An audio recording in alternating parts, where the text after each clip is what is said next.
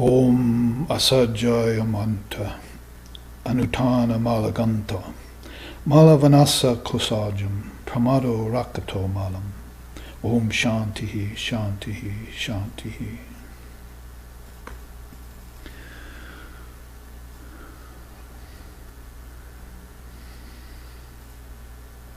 Sloth is the rust of all good and beautiful things. Negligence is the rust of the watchman. Non-recitation of scriptures is the rust of monasteries. And lack of spiritual self-effort is the rust of households. Om peace, peace, peace.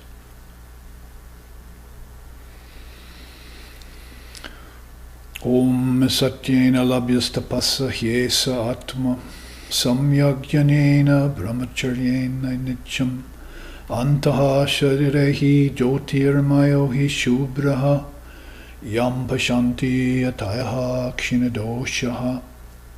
Om shantihi shantihi shantihi. The Atman, the indivisible self, in all beings and all things, is realized by knowledge, by austerity, by moderation, and by veracity. All of these constantly cultivated. When mental impurities dissolve due to this practice, then the seer beholds it naturally, existing everywhere and in everything. Even here, in this very body. Om peace, peace, peace.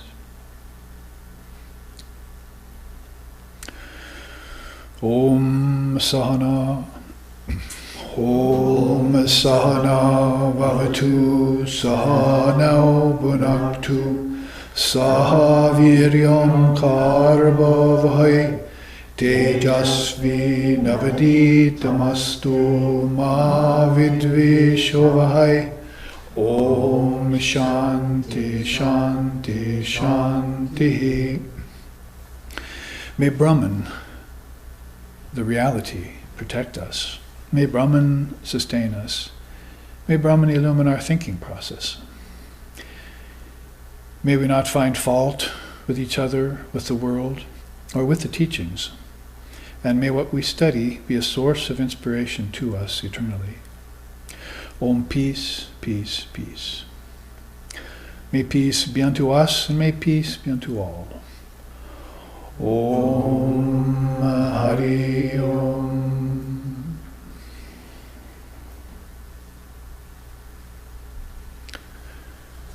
We find ourselves all present here now, as we gather for the second class on the rust of spiritual life, or sadhana, how to do away with the rust of spiritual life. And the opening chant from the Dhammapada by Lord Buddha suggests very strongly that we householders need to be careful of that corrosion that connects over the soul and over the mind and over our energy, via lack of spiritual self-effort.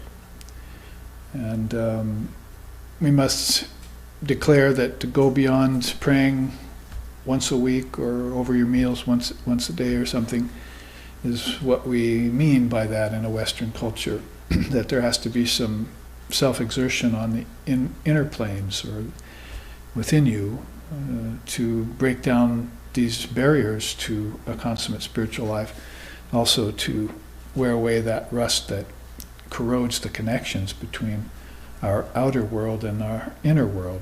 We know that there's a kingdoms of heaven within us, or our Father's mansion has many chambers, if you want to put it that way, and that there are pathways, nadis, the yogis say, leading inwards to this. So we need to keep these wide open and with the energy flowing along it. So that's why we sit with a straight spine and we breathe whenever we feel like tamas is coming upon us. Here, before the live streaming audience joined us, I asked everyone whether they were T, R, or S today.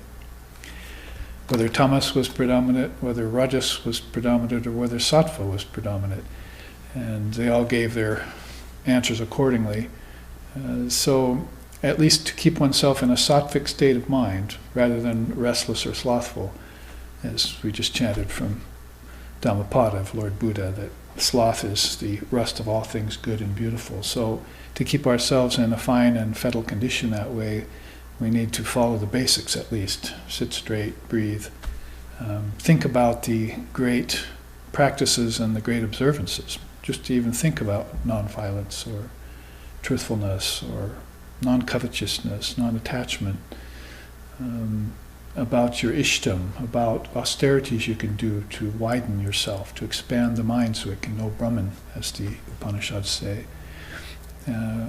It's a matter of food and posture and breathing, yes, but those are, you might say, the first echelons of getting back into yoga, or yoga as practice.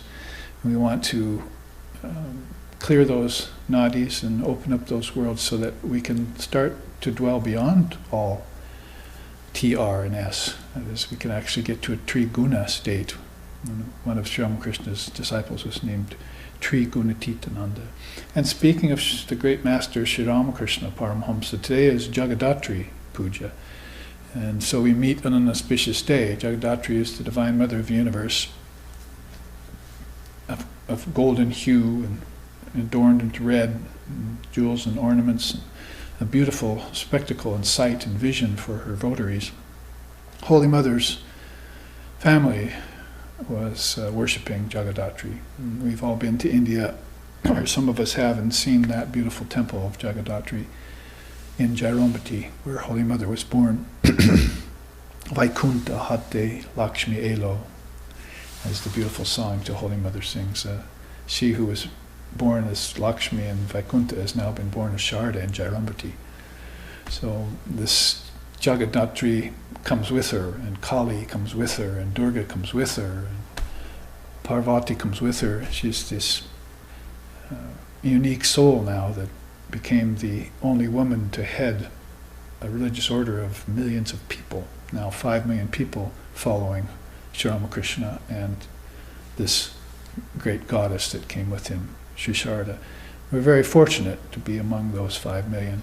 But then, as far as all the other billions out there, we hope they found their path, and we like to share with them the Dharma, which comes from our path, the paths of India, Yoga, Samkhya, Vedanta, and Vaishnavism, and Shaivism, and Shaktism, Divine Mother worship itself, and many, many other beautiful paths that are there that we can partake of. They're like tastes or aromas for our inner senses, and they speak of inner elements, air, earth, fire, water, and ether in their subtle form, visionary worlds that you can visit with your consciousness when you have to leave your body and senses behind. Jatone hridaye reko ararini shamamake.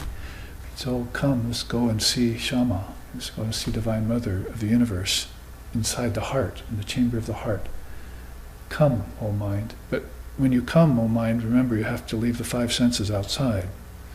And you have to leave the 5 elements outside. You're leaving the outer show, the phenomena of this world, and you're going to these inner, subtler realms. So you're going to have to awaken subtle senses, and eventually even go beyond your subtle senses to the causal realm, where everything is just in a seed state.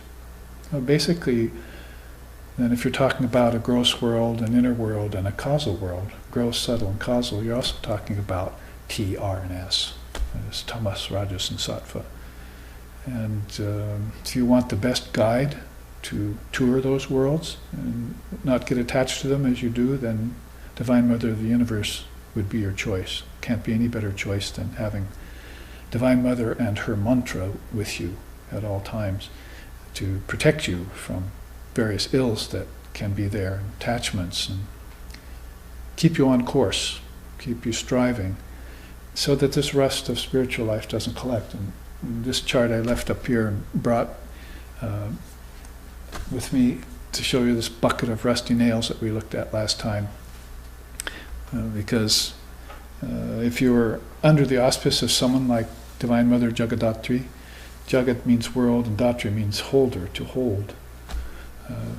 So she holds all these worlds within her, and it's much the same with her children. They also hold all these worlds within them, but they have to become more and more aware of them as she's fully aware. She is awareness. So she's aware when parts of her marvelous lokas, or these sets of worlds,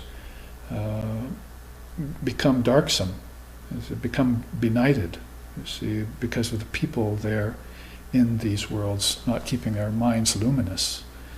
Remember, we studied Manaha Prana Sambandha some weeks ago, or months ago by now, and looked at how to connect the energy, connect the mind to the prana via this, the mind to illumination really via this prana, via this energy, divine energy. Manaha Prana Sambandha is the Sanskrit word. So connecting this prana and this body and to a more luminous state of our awareness. Very important to keep that as an ideal and remain fully present for that. Whether you're sitting at a 3-hour puja or a 3-hour class, which is a kind of a puja, as we celebrate here, on a holy day like this, whether you're doing a 7-day or hopefully only 5-day work week and having a weekend off for spiritual pursuits, whatever it is that you're doing and engaging in, then you want to be doing that with these higher ideals in mind. As soon as you let the higher ideals out the door, then life loses its meaning. And it's just a simple fact. If you can train the mind to hold higher ideals, then everything flows easier, and you get the benefit out of your experiences. You extract the essence out of your existence.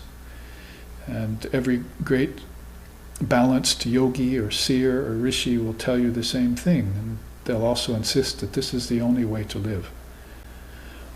Our own Swami Brahmananda, the beloved Rakal of the Gospel of Sri Ramakrishna,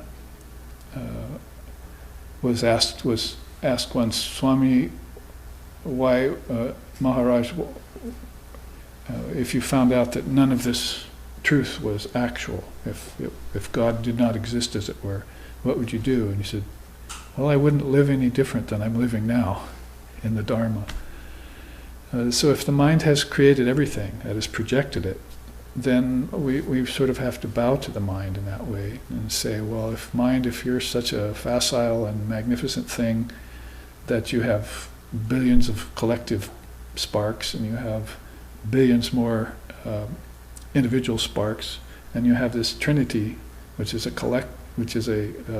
cosmic aspect of you, then I bow to you, O mind, and everything that you project is a marvelous thing. So in that way, you put yourself on the right auspice, under the right auspice with the mind on all 3 levels, which is again sort of like saying TR and S. There's a lot of tamas out here, and a lot of rajas in heaven, and a lot of sattva with the Trinity. So holding this higher ideal is the point.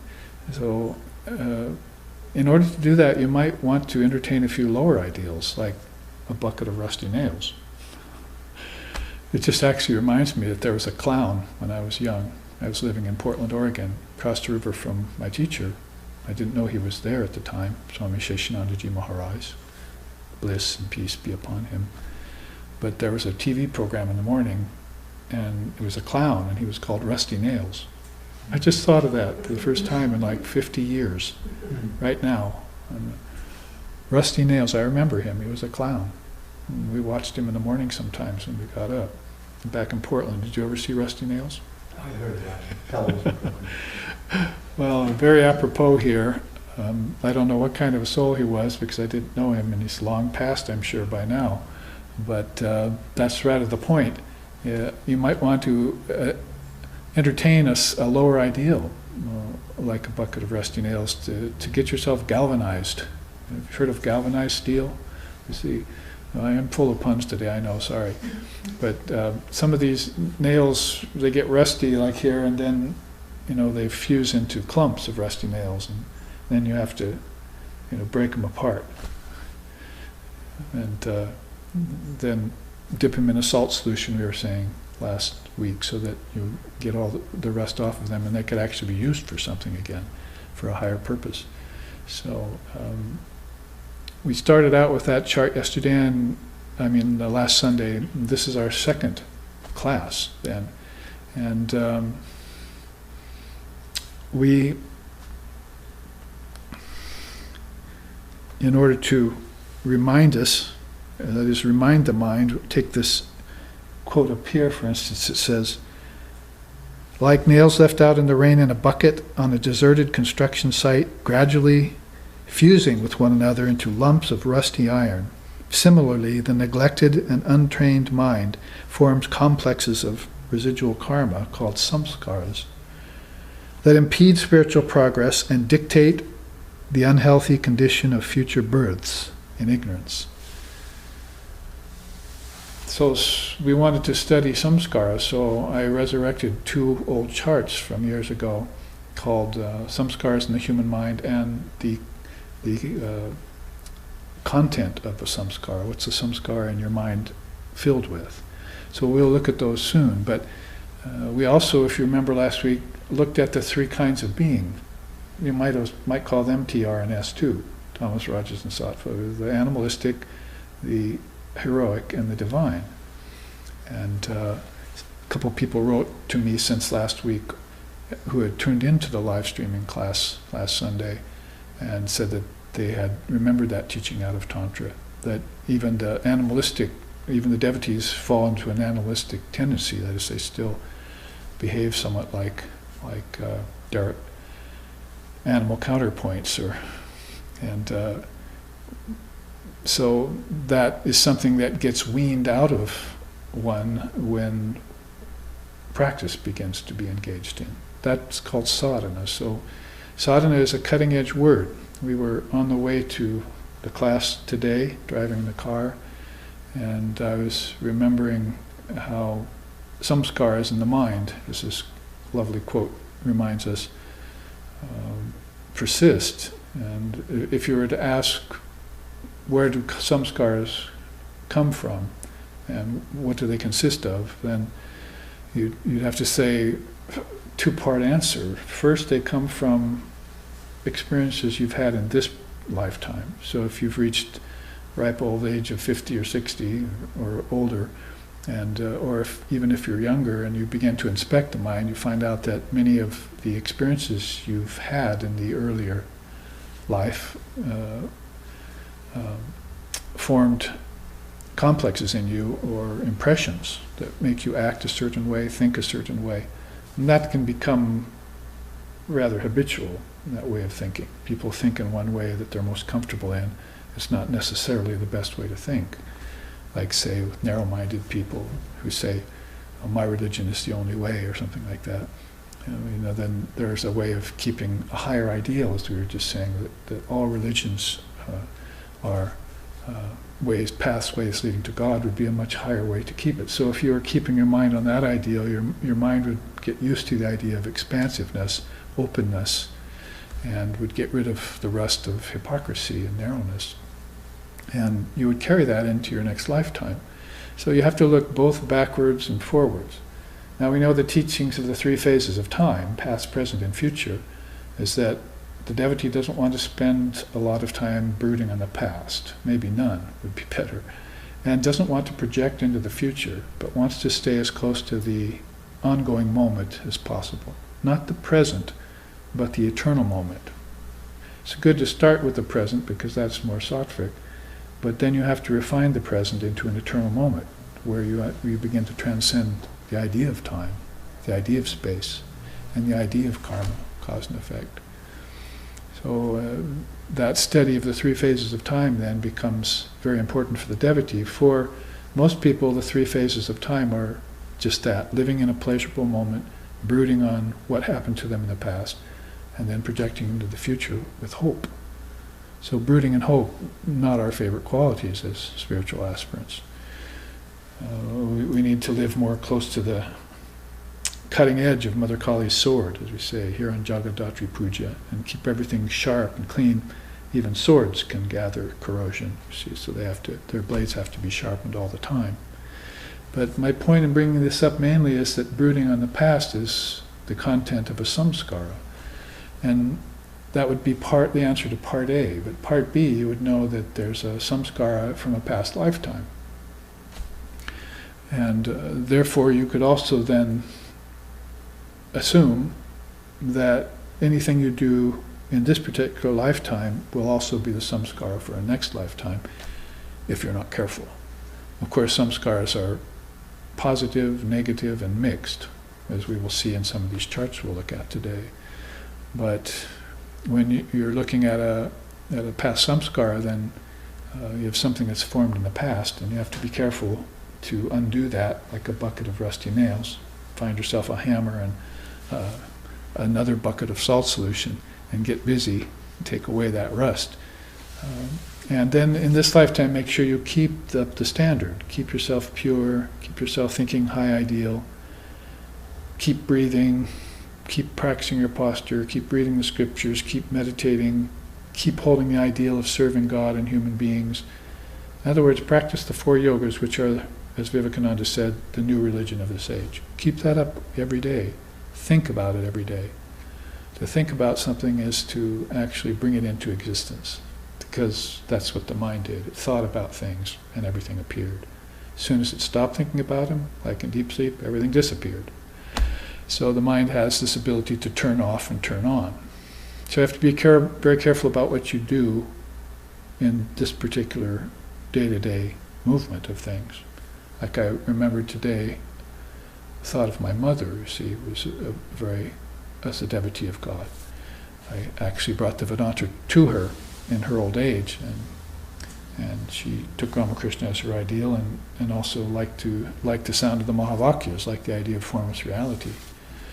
So I was taking care of her in her old age, and you know, she was like this, and I was trying to unpeel her hands, and she said, "I don't know why it's like that." And I said, "You're holding a psychic Kleenex. You see, let go." So all her life, you know, in her old age, she had a cough and a runny nose. She didn't have a cold, but she was just always coughing in her old age, and her nose was always running, so she'd always hold a Kleenex. So her hand fixed in this position, you see. And then when there was no Kleenex there, she would still hold that. That's just exactly like the mind holding something that it's not healthy for it, and it gets fixed in that position, or even this posture, and it's kind of an asana. And then later on, even when there's nothing there, the psychic Kleenex she's still holding on to it. She can't let it go. So I peel her hand back, and it goes back to the same position. It's just very much like the mind and what it holds. It'll do that in another lifetime. You'll wonder why a person is the way they are, why they're narrow, why they're full of hate, why they have anger, why they're jealous, why they're confused, why they're dim and unwilling to change, unwilling to grow, stodgy, slothful. The rust is set in. And that's the same way with the mind. It's holding something from a past lifetime that it can't let go of, and it might not even be aware. It's a psychic thing it's holding. See? So the roots for samskaras, then, part 2 of this question, answer to this question, is that you have to go into your past lifetimes to see what it was you held that brought you here. They often say in India, when they look at your body, that is the teachers, this is your karma. They say your body is your prarabdha karma. Just look at your own body. I mean, we had some sort of an idea of that in America back in the 60s, when the hippies were on the scene. Oh, just look in the mirror and you can see yourself. But you're just seeing your face and your eyes, and that could be a doorway. But what you're really seeing is the body as a manifestation of the mind. And if you don't like what your body looks like, then you have to blame your mind, because your mind produced your body. And if you can get that far and accept that much, then you can go back and look at what the mind's like, the contents of the mind. This is the psychic level. This is the subtle body. It's called Sukshma Sharira. They have names for it, which we don't have. We just think of a brain and a body. They're sort of the same thing, which is not a bad way of putting it, actually. They're both physical. But the mind is a whole kingdom of heaven. It's a whole state of consciousness, and it has different levels. And it shifts from vehicle to vehicle, from state to state, from level to level. And if you watch your mind like a Eskimo would watch snow conditions, then you're a survivor. So you learn how to shift, as the Tibetan Buddhists say, when the world shifts. See, everything's shifting and changing. I remember my teacher saying that, says, finite things, because they're changeful, will never satisfy the soul of an awakened man. Then you would think, ironically, and for different reasons, finite things are not going to satisfy the mind of an unawakened soul either. So either way, you're at a loss. Finite things will not satisfy anyone. But for different reasons. You see, the unawakened soul is attached to change as if it were real. The awakened soul knows that it's not real. So one has given up the changeful, and one is still attached to the changeful. But the changeful is nonetheless at the root of all problems. And the mind is constant changes. That's why these samskaras are forming, because it can't come to a changeless position like Brahman. Static, non-dual, unmoving, stable, settled. They can't arrive there and stay there in peace and contentment. There's a goal for you. See, Holy Mother used to say, you need peace of mind first and foremost. So they'll say, well, I can't get enlightenment yet. Let's see if I can get peace. Oh, right, actually, peace is really hard because of R. See? So I can't get peace yet. Then let's get contentment. Let's see. I can't get contentment either. What's the next default zone back? You see, you have to find where it is that you can land, where your consciousness can land, where it can get some respite, where it can take a break. What would be the next thing back? Your breath. If you can breathe, then you can all of a sudden feel some peace. Most people are like that. So just tell them to breathe. Even a kid, breathe. You just need to breathe. All of a sudden they're very peaceful and settled, you see. It doesn't last long because they're still holding a psychic Kleenex of restlessness. See? So they're going to have to help them let go, or take that bucket of rusty nails, and those are clumps in there of rusty nails. There's not just one of them. Most people, there are many different clumps that they have to work on. Samskara skandhas, they're called. They have nothing like that in Western psychology. No words for that. Collections of samskaras that fuse together like a bunch of rusty nails. So we have to take some metaphor like this and render it into some sort of analogy that helps people understand that the mind has projected all this, and what you see outside is came for what's inside. Purnamadaha, Purnamidam, Purnat, Purnamadachyate. And then it's become two things now, and as it became two things, I only remembered one of them. I forgot the inside from which the outside came. And now I'm just dwelling in the one outside one, and I forget the inside one, and it rusts, it corrodes. So when you try and run energy back to it, or anyone tries to help you, you laugh at them. Say, what do you mean inner life? What do you mean spirituality? What do you mean God? What a joke. This is all I see with my senses. This is good enough for me. So this is a mental posture that binds. It's the name of a chart I want to show you. Now, before we get into the deeper dharmic teachings around this in class 2, and you keep yourself breathing, your posture straight, and so I won't have to do this to you to keep you awake, and keep yourself on the cutting edge. This is Jagadatri Puja. Say Om Jagadatri. Om Jagadatri. Om Jagadatri.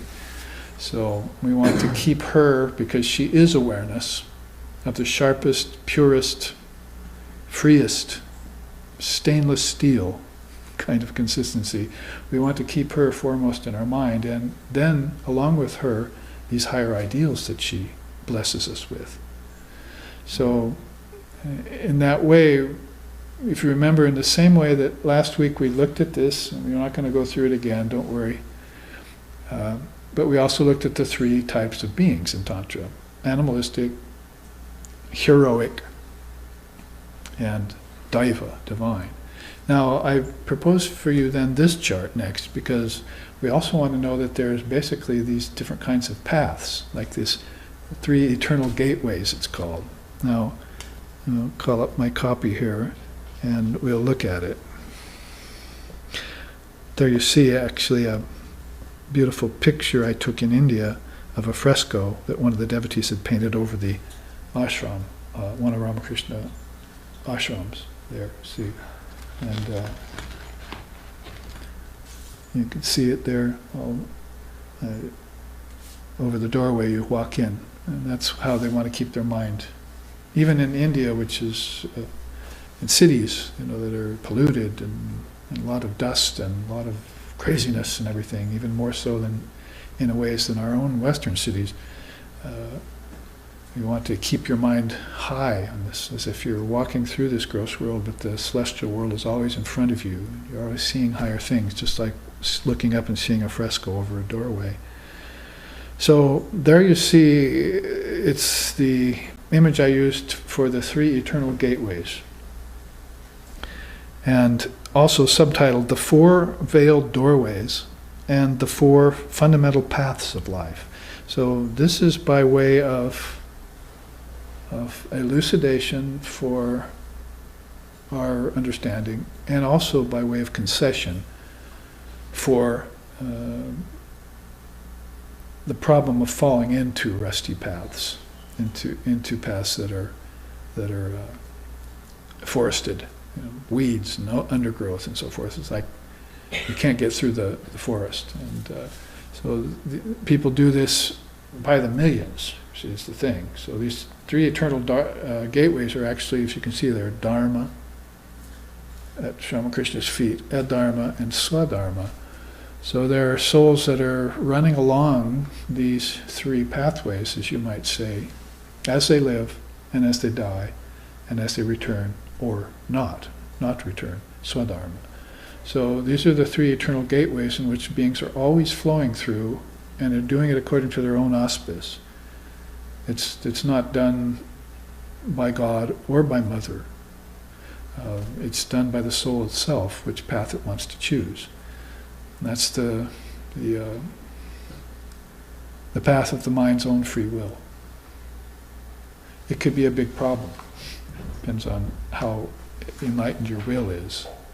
If you've become one with the Divine Mother, and your will, then you sing Shakale Tomari Icha, O Mother, all happens by thy own divine will, and I'm the chariot and you're the charioteer, and I'm the house and you're the indweller, and I move as you move me. So if you can reach such a high state as that, a mental perspective that you're holding, then Divine Mother is attending upon you all the time. She's guiding you, just as if you're holding her hand, like you used to do when you were a child in a busy street. Hold your mother's hand. Now you're grown up, and there's a Divine Mother equivalent that you can't see that's holding the hand of the devotee, guiding them, guiding the boat of the body across the solid earth, as Kabir says in one of his poems. Who is it that guides the solid boat of your body across this earth?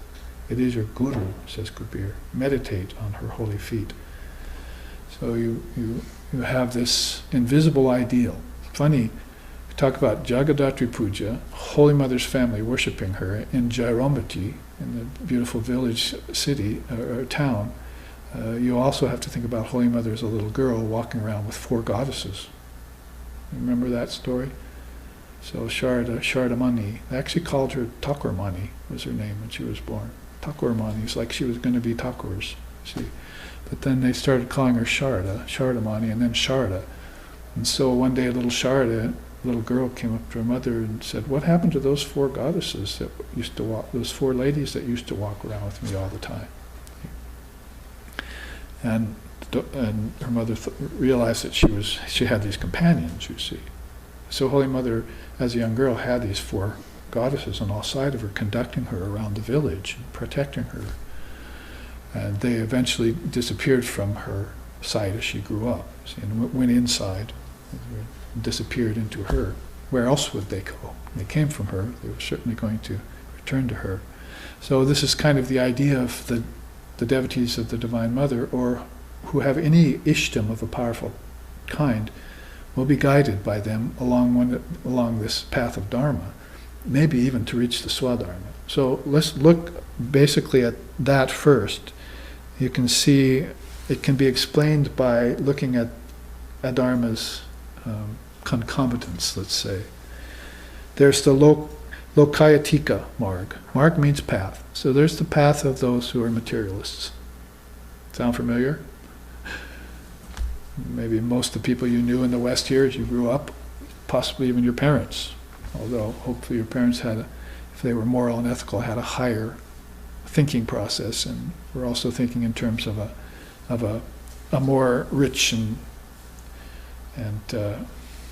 radiant religious life they had sometimes.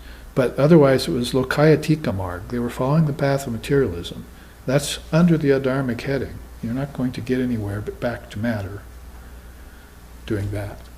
Krishna says in the Gita, those who revolve in restlessness, rajas, that we're talking about, they revolve all the time. They never go up or down. That is, they never go inward, nor do they fall into tamas. They just, through restlessness, cycle, revolve all the time. That means you'll be born in the womb of the restless, is how he puts it in the Gita. They're born in the womb of the restless souls. And tamasic, slothful people with lots of rust, going to be born in the wombs of slothful beings. And that's, again, almost like saying adharma and dharma. There's 2 different paths there, 2 different gunas prevailing. The next one is mithya-gyan, or fundamentalism. That is a path of just very narrow, and therefore so narrow that it's false knowledge being proposed as. Mithya means false, you see. So it's being proposed as something real. Then there's pravritti marg. Pravritti would be like secularism. And so there's no room for religion in that. And there's just a sort of pragmatism or practicality that's being used to get the finer things of life, if they come via that path. Sometimes they come, but then they also go. And there's Bahutva marg. That's called religious convention. So we'd have to put that under the adharmic heading. If you follow religious convention that doesn't get you anywhere, then you're just going from heaven to earth to hell. And as far as that is concerned, those are the 3 lower chakras of Kundalini Yoga. They're also the 3 lower worlds of the 7 potential worlds. Bhurbhuvasvaha, earth, lower heaven, and higher heaven. And so this is a cyclic. Lord Buddha said this is a cyclic kind of living. You see, where you're being born again and again in bodies in different levels of consciousness, but restricted just to conventional means. So mundane human convention has been one of the ways in which our founder, Lex Hixon, a phrase which he coined to let us know about this whole plethora of people who are following this one path of conventionalism and not able to break out of it. Let's quote out of the Srimad Devi Bhagavatam here. This is very interesting to find in an ancient scripture a description of our age, Kali Yuga. I was very happy to find it. Quote, "In an age of darkness, viciousness and vile acts become the normal mode of behavior. Even the gods become deceitful. What to speak of humans and lower creatures? It is natural that injury come to those who injure others. But when peaceful persons, devoid of enmity, are injured, that is an act of wickedness, pure and simple. In such an age, one will find very few persons following the true religion." So here's 4 ways in which people follow a kind of path which has nothing to do with true religion, nothing to do with Dharma. Now let's look at Lord Vashishtha's way of saying this in the quote next to it.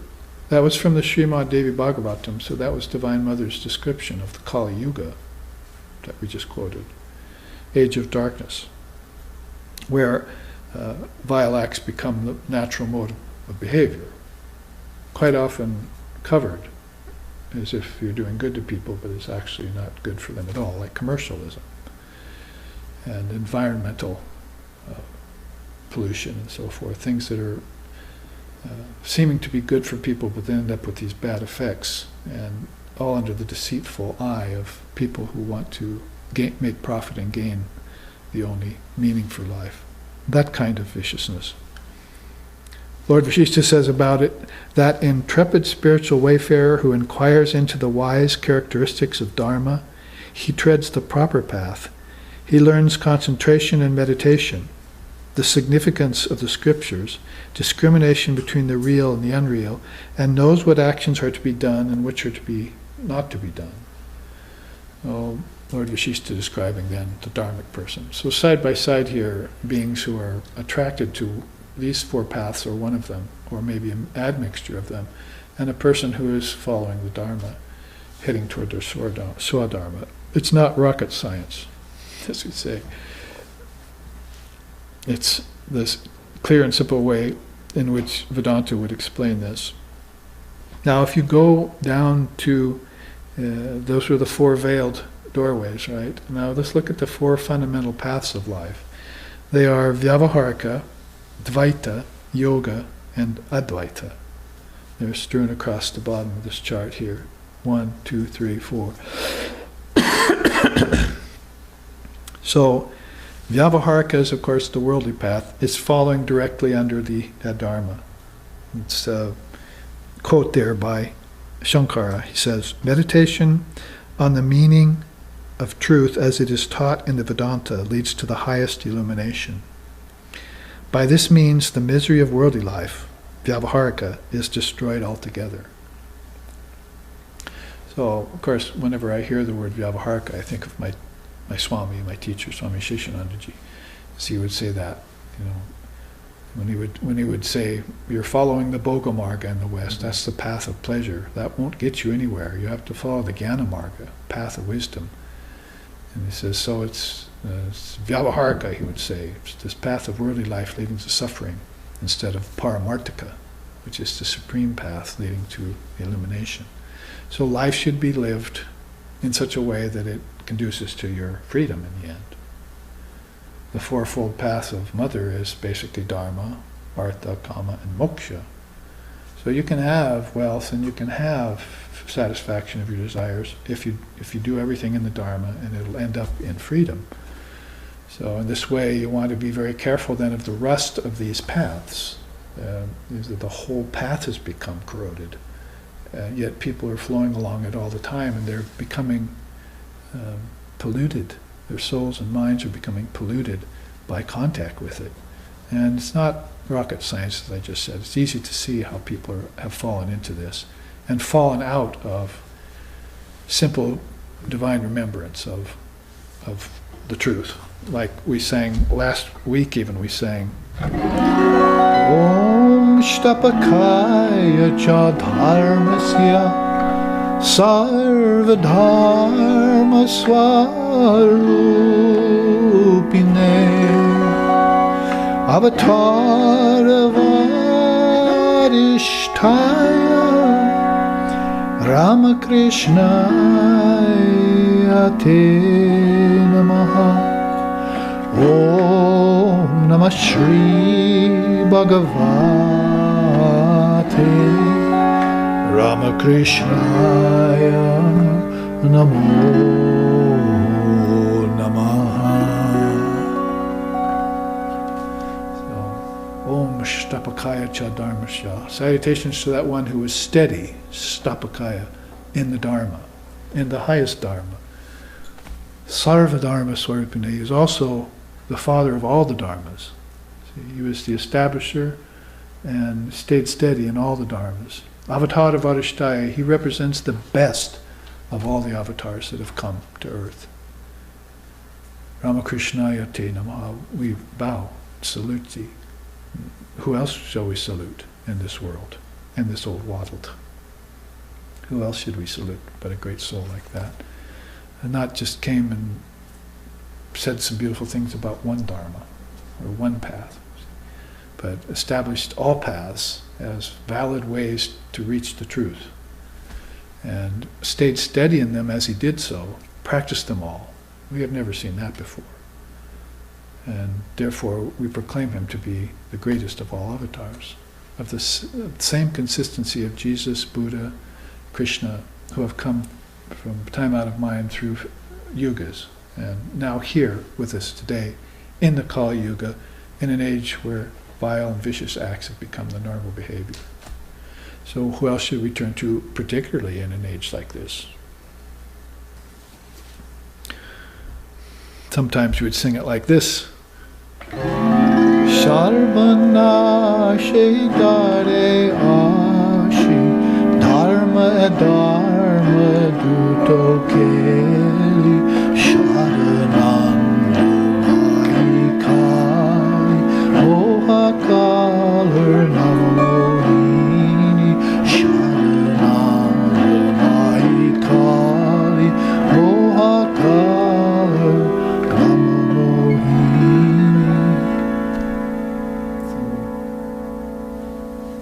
Sarvanashi Dareyashi Dharma Adharma Duto Keli. You've taken us beyond Adharma and Dharma to the Swadharma. Dharma Adharma, you've gone beyond both of them. And therefore, Mother Kali, I pay my obeisances to thee.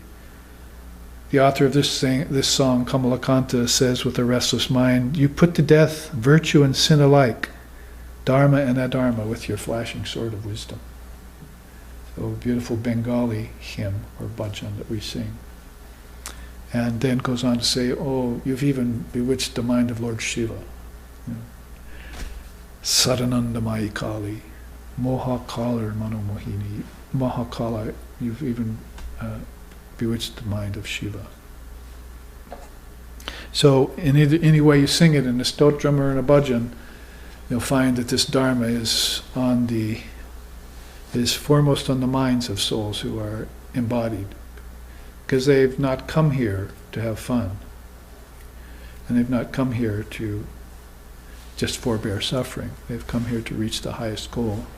And if they can do it here on earth through the physical body, they can do it anywhere in any world, because this is the densest place, especially in an age of viciousness and vileness, where that seems to be the norm for most people. They will do unthinking acts without the least consideration. See?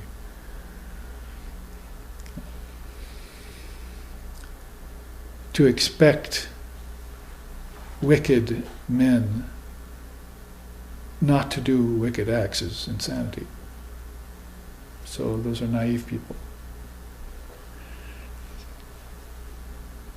To expect wicked men not to do wicked acts is insanity. So this is their nature. So they're following these paths. Fundamentalism, secularism, materialism. And when they do encounter religion, they'll go to war with other religions.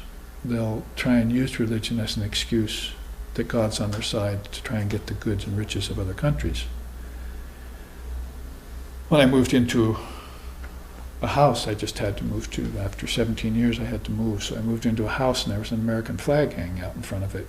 It was for rent. So I took that down immediately. And one of my students has made this beautiful all nations flag. So I wrote to him and said, can I have one of those? And I want to hang that up in the place where it was. So send it to me, and we've got it hanging now outside the retreat center up there, and with all the little flags of every country in the world there included on that.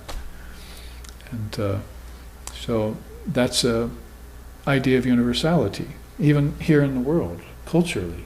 You know, it's a higher ideal to hold, but I'm not so naive as to think that it's going to work.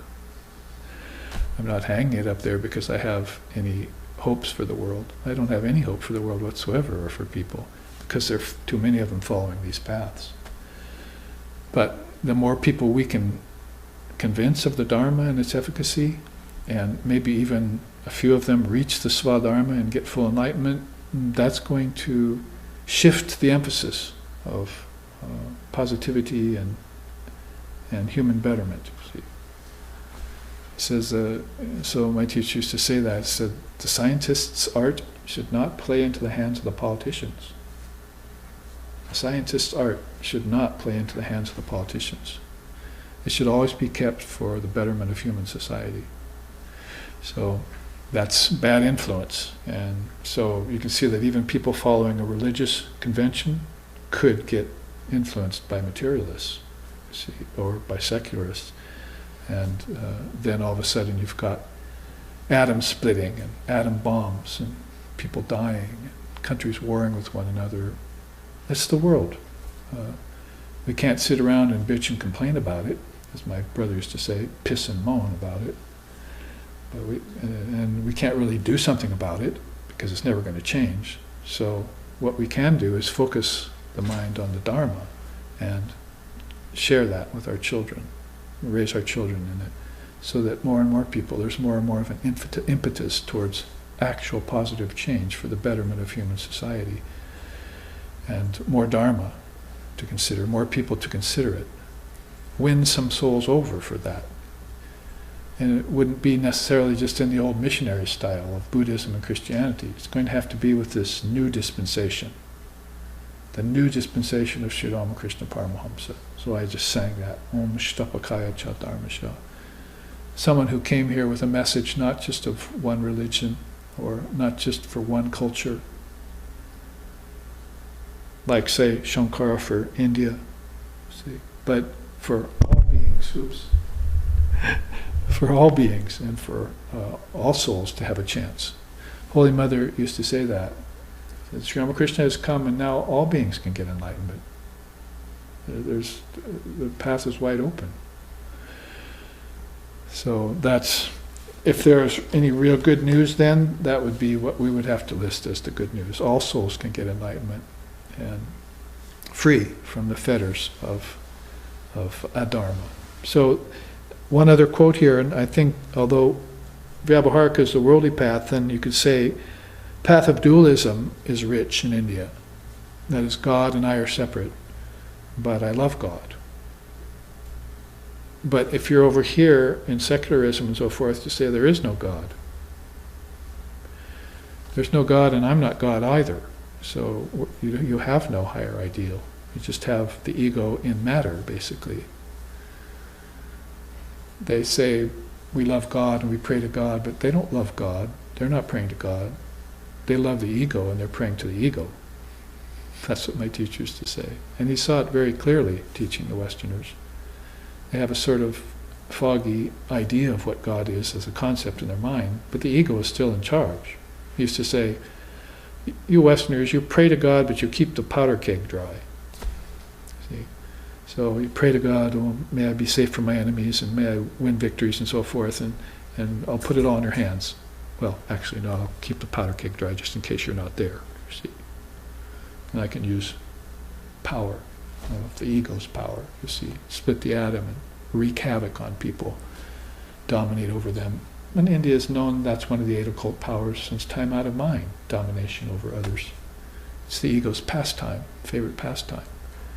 So you have to not just look in the past and say, oh, that's an occult power from a long time ago. Look at how it's manifested in the world now. It's one of the main pathways. It's one of the veiled doorways. And it certainly shows itself up. But when you get to a teaching like the 4 fundamental paths of life, then it puts it in a little bit more concessionary way. You know, it's basically you can follow a worldly path, but you can also adhere to Dvaita. God exists and I'm the devotee. And that's a very rich and beautiful path. Even not just in India, in Christianity and Judaism and Sufism and so forth, the idea of dualism is still there, but it's that there are 2 separate realities. Well, maybe that's not what the non-dualist would like to end up with. I and my Father are one. Even Jesus said that. But it is nevertheless a path which is far superior to any of these mentioned before, because you've now let divinity into the picture. Maybe one of these days you'll even find out that that divinity is within you, and that would be called Vishishta Advaita. Dvaita, Vishishta Advaita, and then Advaita. But you might say that on the way from I'm the vine, you're the branches, to I and my Father are one, there's this path called yoga, or the path of transformation. Again, if you're a non-dualist, you don't like the idea of transformation, parinama. You say, well, no, aparinama. Brahman doesn't transform. There's no change in Brahman. It's pure and perfect. So how can there be transformation? So you're going to have to take this aid, you see, this philosophical aid called qualified non-dualism, and use it to get to this higher position. So you're going to have to allow for the fact that the mind needs transforming, but the Atman is fine. It'd be sort of like saying, they ask, how are you? I'm fine, I'm well, always. You're speaking from the standpoint of the Atman. But then they ask you another day, how are you doing? I'm not so well, I have a cough, I'm sick, I've got cancer. See? So that you're speaking from the standpoint of the body. So what standpoint are you speaking from philosophically becomes very important. So to know about the three eternal gateways, the four veiled doorways, and the four fundamental paths of life helps us in finding out what's rusty and where rust can be destroyed. How can it be destroyed? As you say what, where, when, why, you're talking about this. And when you say how, you're talking about this. And when you say who, you're talking about this. Who am I? I am that. But when you say how can I do it? You're talking about yoga as practice. And that's a universal path. People are doing yoga in all religions. It's probably the best word to use for it, rather than say religion. I'm doing yoga. And my yoga is not just physical, thank you very much. It's also on the inner levels. My mind has got to be in yoga. That's where I fell out of yoga, when the mind became rusty, corroded, and ineffective to the task. So one other quote down here from Paramashiva in the Yoga Vashishta scripture. He says, the true renouncer, called the great actor and the great enjoyer, has transcended both dharma and adharma and gotten free from birth and death. So there, we have a good lesson from Lord Shiva about what Swadharma is. See, it connects by the arrow straight down to this non-dual path of Advaita Vedanta. Straight down. So you see that he says very nicely, beyond dharma and adharma is, as it were, Swadharma. And a person living there, according to Lord Vashishta, can be called the great renouncer, the great actor, and the great enjoyer. Because they can act in the world without accruing karma, and they can enjoy everything with exquisite enjoyment. That's how Swami Vivekananda put it. People don't, they just fall into mundane enjoyments, see. But there's such a thing as exquisite enjoyment, where everything becomes that way. So that's the great enjoyer. He knows the world's unreal, yet he can still act in it, can still enjoy it in a very transcendental and pure way. That's one of Lord Vashishta's signature teachings. So then we see concessionary. This is leading us up to 3 more classes on sadhana. We have to know there are 3 kinds of beings that we're talking about: pasu, animalistic; virya, heroic; and daiva, divine. We have to know that there are these basic 3 eternal gateways, and there are 4 fundamental paths of life, and there are 4 veiled doorways. If, as a consummate aspirant and devotee of the Lord and Mother of the Universe, you know these things, then you have a much better idea of how rust accumulates, where is its favorite hiding place, and how to do away with it in yourself and in others. Dharma would be the best rust-destroying thing of all, or sadhana, as the name of this class series. Sadhana, the dissolver of the rust of households. Speaking basically from that aspect of Lord Buddha's teachings, because most of us are householders in this country, in this day and age, very few monks here.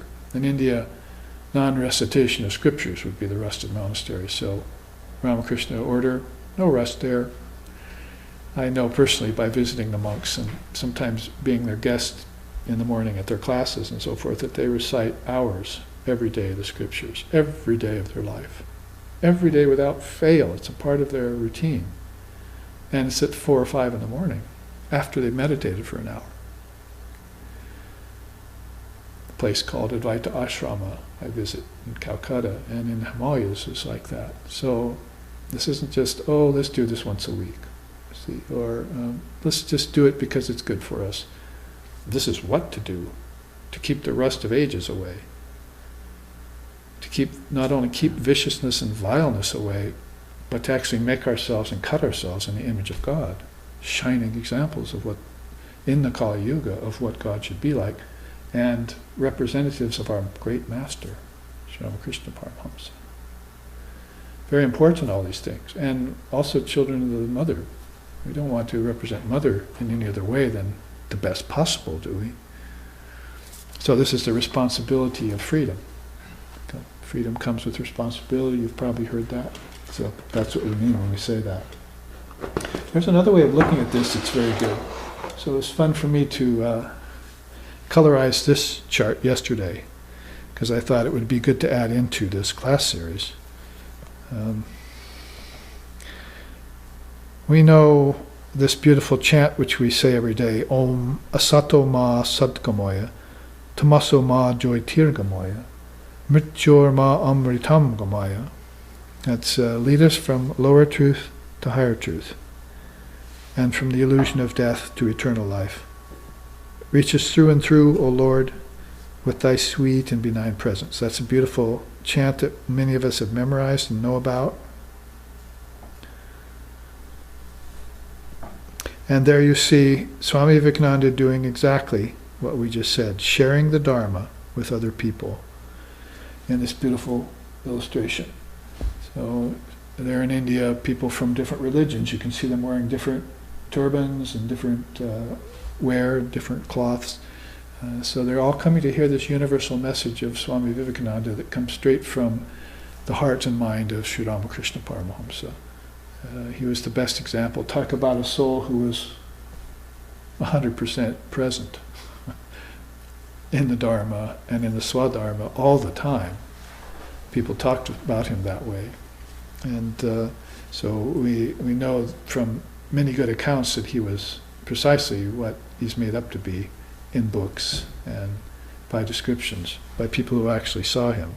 Well, this lead us from lower truth to higher truth then was something I had to make into a chart.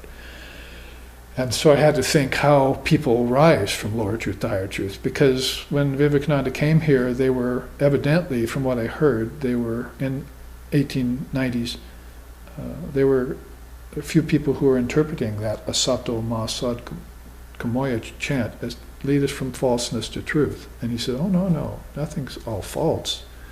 So he said, basically, there are things that are more false than other things, and things that you can't philosophically hang your hat on, or shouldn't, you see.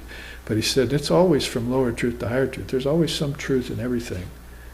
And we know that they describe even Maya, the flummoxing Maya, the world-bewitching Maya, as she who holds one of her hands over your eyes and leads you on with the other hand. So even Maya, even TR and S, the gunas, have this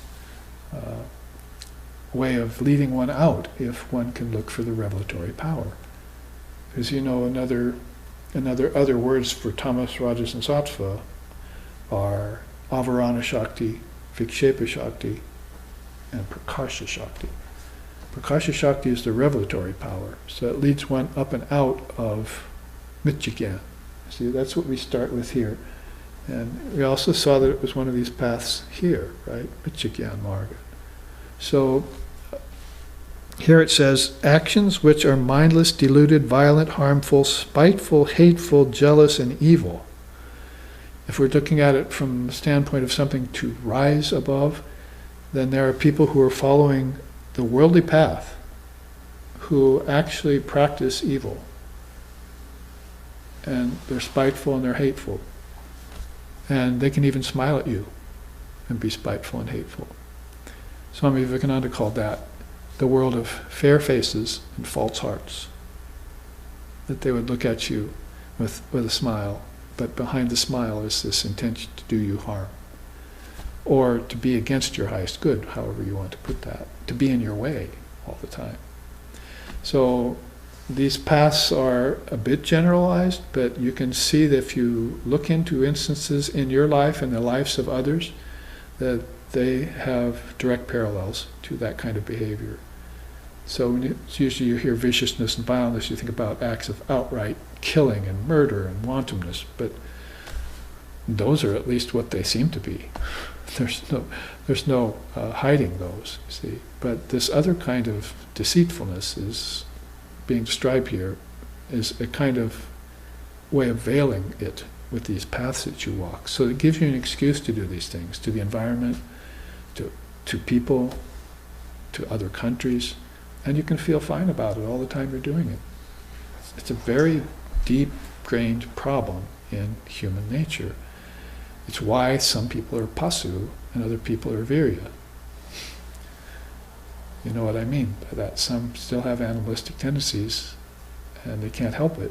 When we propose veiled pathways and so forth, we're talking about these are people who, due to the samskaras in their minds, are running along these paths heedless and helpless.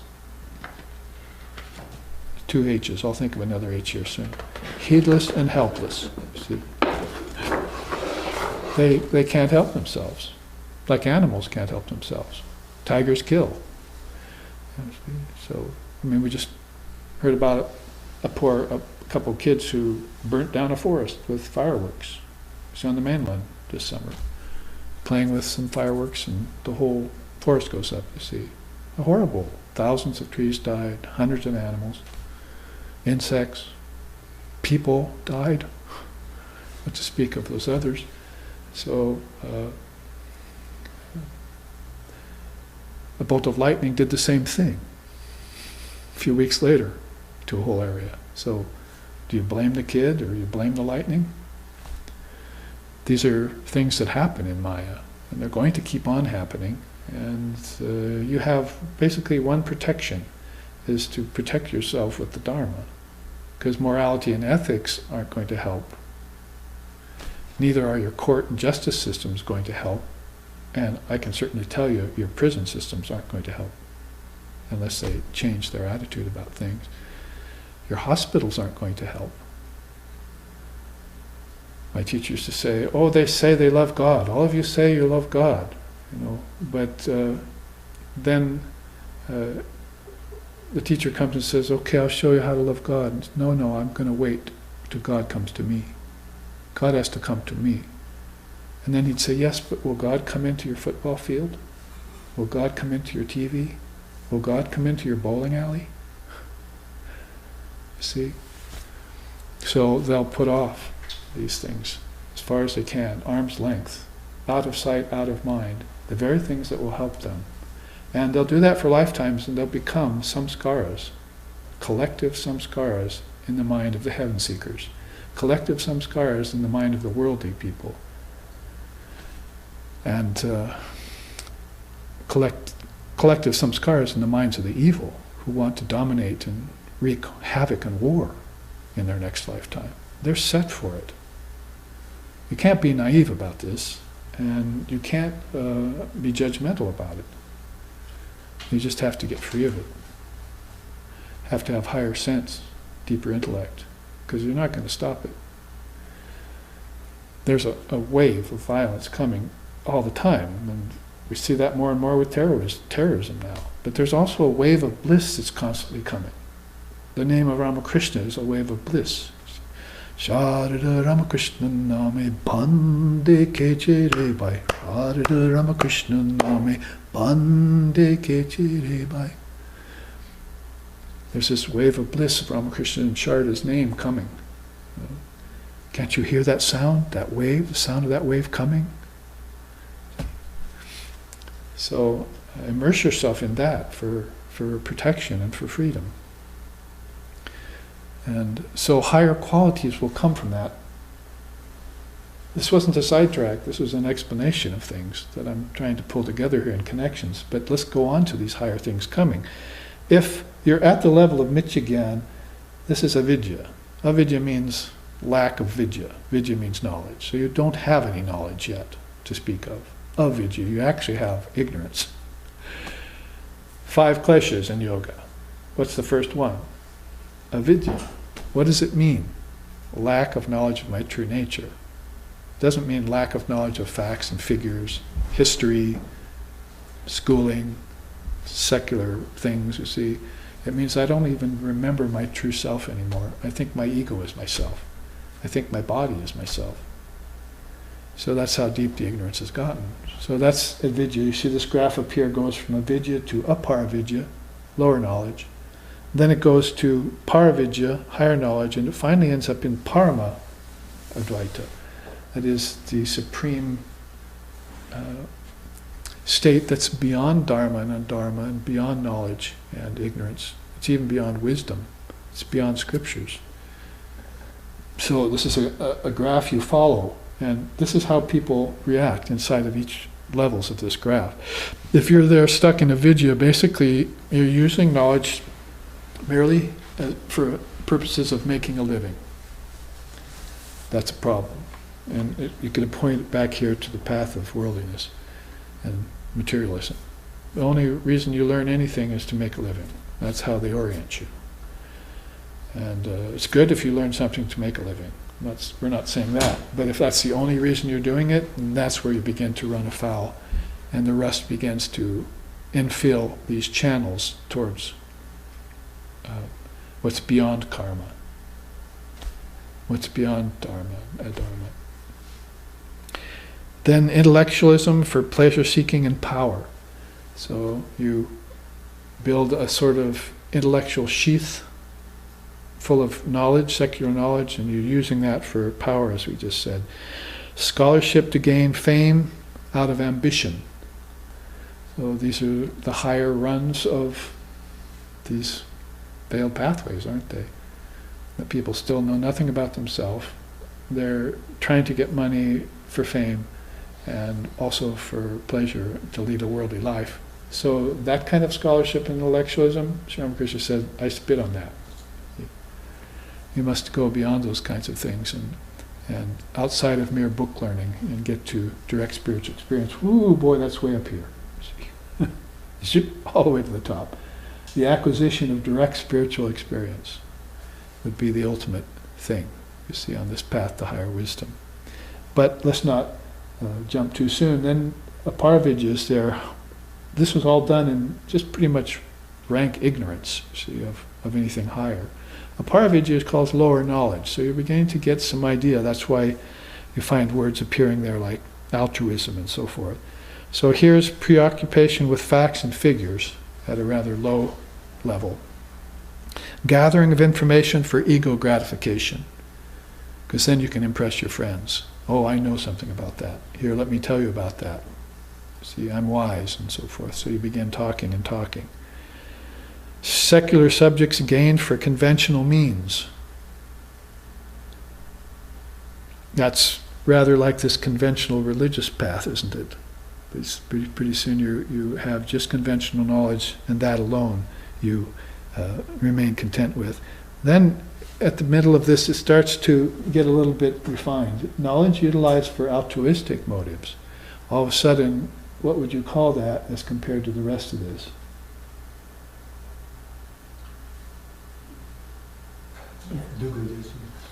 Virya, heroism. See? Here's all pasu, animalism. See, this is why people are still in their lower nature. And they might do acts of good and bad stultification. See, that is acts that bind and acts that are good but for the wrong purposes and so forth. So here you have knowledge utilized for altruistic motives, about there you have the first glimmerings of virya coming about, heroism. You have some thoughts for other beings is a good thing. And it gets better. About that time you'll find people, and this is through my own experience, reading spiritual books. Hey, I just read a beautiful book, you see. I'll share this with you. So they're altruistic, they want to share it with you, but they've just found something very precious to them. So in this day and age, in the Kali Yuga, in the Western cultures, in America, reading spiritual books is a sign of higher life. It's certainly not going to take us the distance, but it's a sign that we see in people. And I think that becomes better when it becomes scriptures. Not just spiritual books like autobiographies and things like that, maybe about personalities or whatever, but basically all of a sudden you find these scriptures with the meat of spiritual realization in them by hosts of souls that have realized the goal in their life thousands of years ago, and that now you're treading that same path, or retreading it. So read spiritual books for edification, then studies the scriptures under a spiritual teacher. Of course, that would be hopeful on a part of a chart like this. We hope that you'll read spiritual books, then it'll make you find a teacher. Because your ego is still unripe, there's still a little animalism in you, and some heroism mixed, you see. So now you're going to read those spiritual books and think you understand everything, and that's going to be enough for you. But edification has different levels. Knowledge has a lot way more to share with you, and you're still at the level of a paravidya, lower knowledge, book learning. So we just said, Sri Ramakrishna said, you must go beyond book learning. So what would happen then? Find a teacher, then what? Teach spiritual disciplines to sincere aspirants. You'd cut your teeth on what the teacher told you, and then you'd share those teachings with others, as Sri Ram says.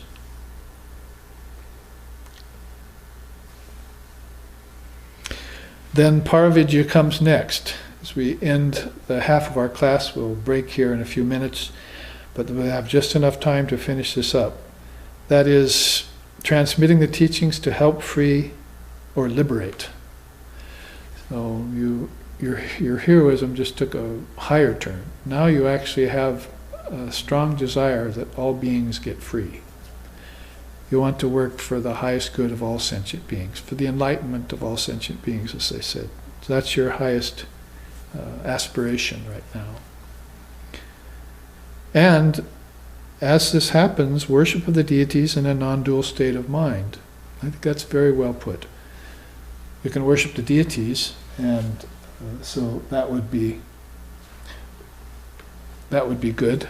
But if you worship the deities in a non-dual state of mind, that would be better. So in other words, there's the deity, I'm offering flowers, incense and candles, and I'm offering it to myself. Basically that's what's happening. You have an outer altar, and what's here is there. In fact, that has come out of this. That's the mudra for it. Out of my heart has come this altar. It's a manifestation of my love for God, which is my own self. So now I'm bowing and worshiping my own self. I am the darling of my own worship. There's a quote in the Tantras that says that. When a man truly worships, he becomes the darling of his own worship. So God and he are not separate anymore. They're one and the same. They never were separate. Now, about time I realized that, and got down to that kind of non-dual worship, where the deities are no more somewhere out in the sky, somewhere in space, or are they floating somewhere in some other world that I don't know where it is. They're actually within me. They're mine. They're my thoughts. And the energy that leads to them is also mine. And it's up to me whether I want to keep the avenues rust-free, corrosion-free, so that I can actually see that they're mine. Watching J. Krishnamurti lately, got seduced into seeing a few of his YouTubes by looking at YouTubes from SRV is offered up instead. It's just wonderful how in his older age, how he progressed, or how he matured. In his younger age, I've found a bit too argumentative and not so flexible, but he's wonderful to watch. as a fully matured Gyani, and maybe even beyond Gyani, a Vijnani. So the kind of soul that Vivekananda probably would have loved to see, coming to that kind of non-dual realization in any given lifetime. So I'm reminded of him when we talk about this level of things, because he would sit and he would say to the Hindus in front of him, maybe hundreds of Hindus, and say, "You've got millions of gods here. What's wrong with you? See, you're all going to these different temples and worshiping these millions of gods, but there is no gods. There's just you. You're the god." So he's like, the Hindus are sitting there kind of looking at him with kind of blank faces, see. So find that there are millions of gods, but these are the deities that have come out of you. If you don't have the connection with them, then some huge bucket of rust has gotten in between you and your ancestors, and between the ancestors and the celestials, and between the celestials and the gods and goddesses, and between them and the Trinity.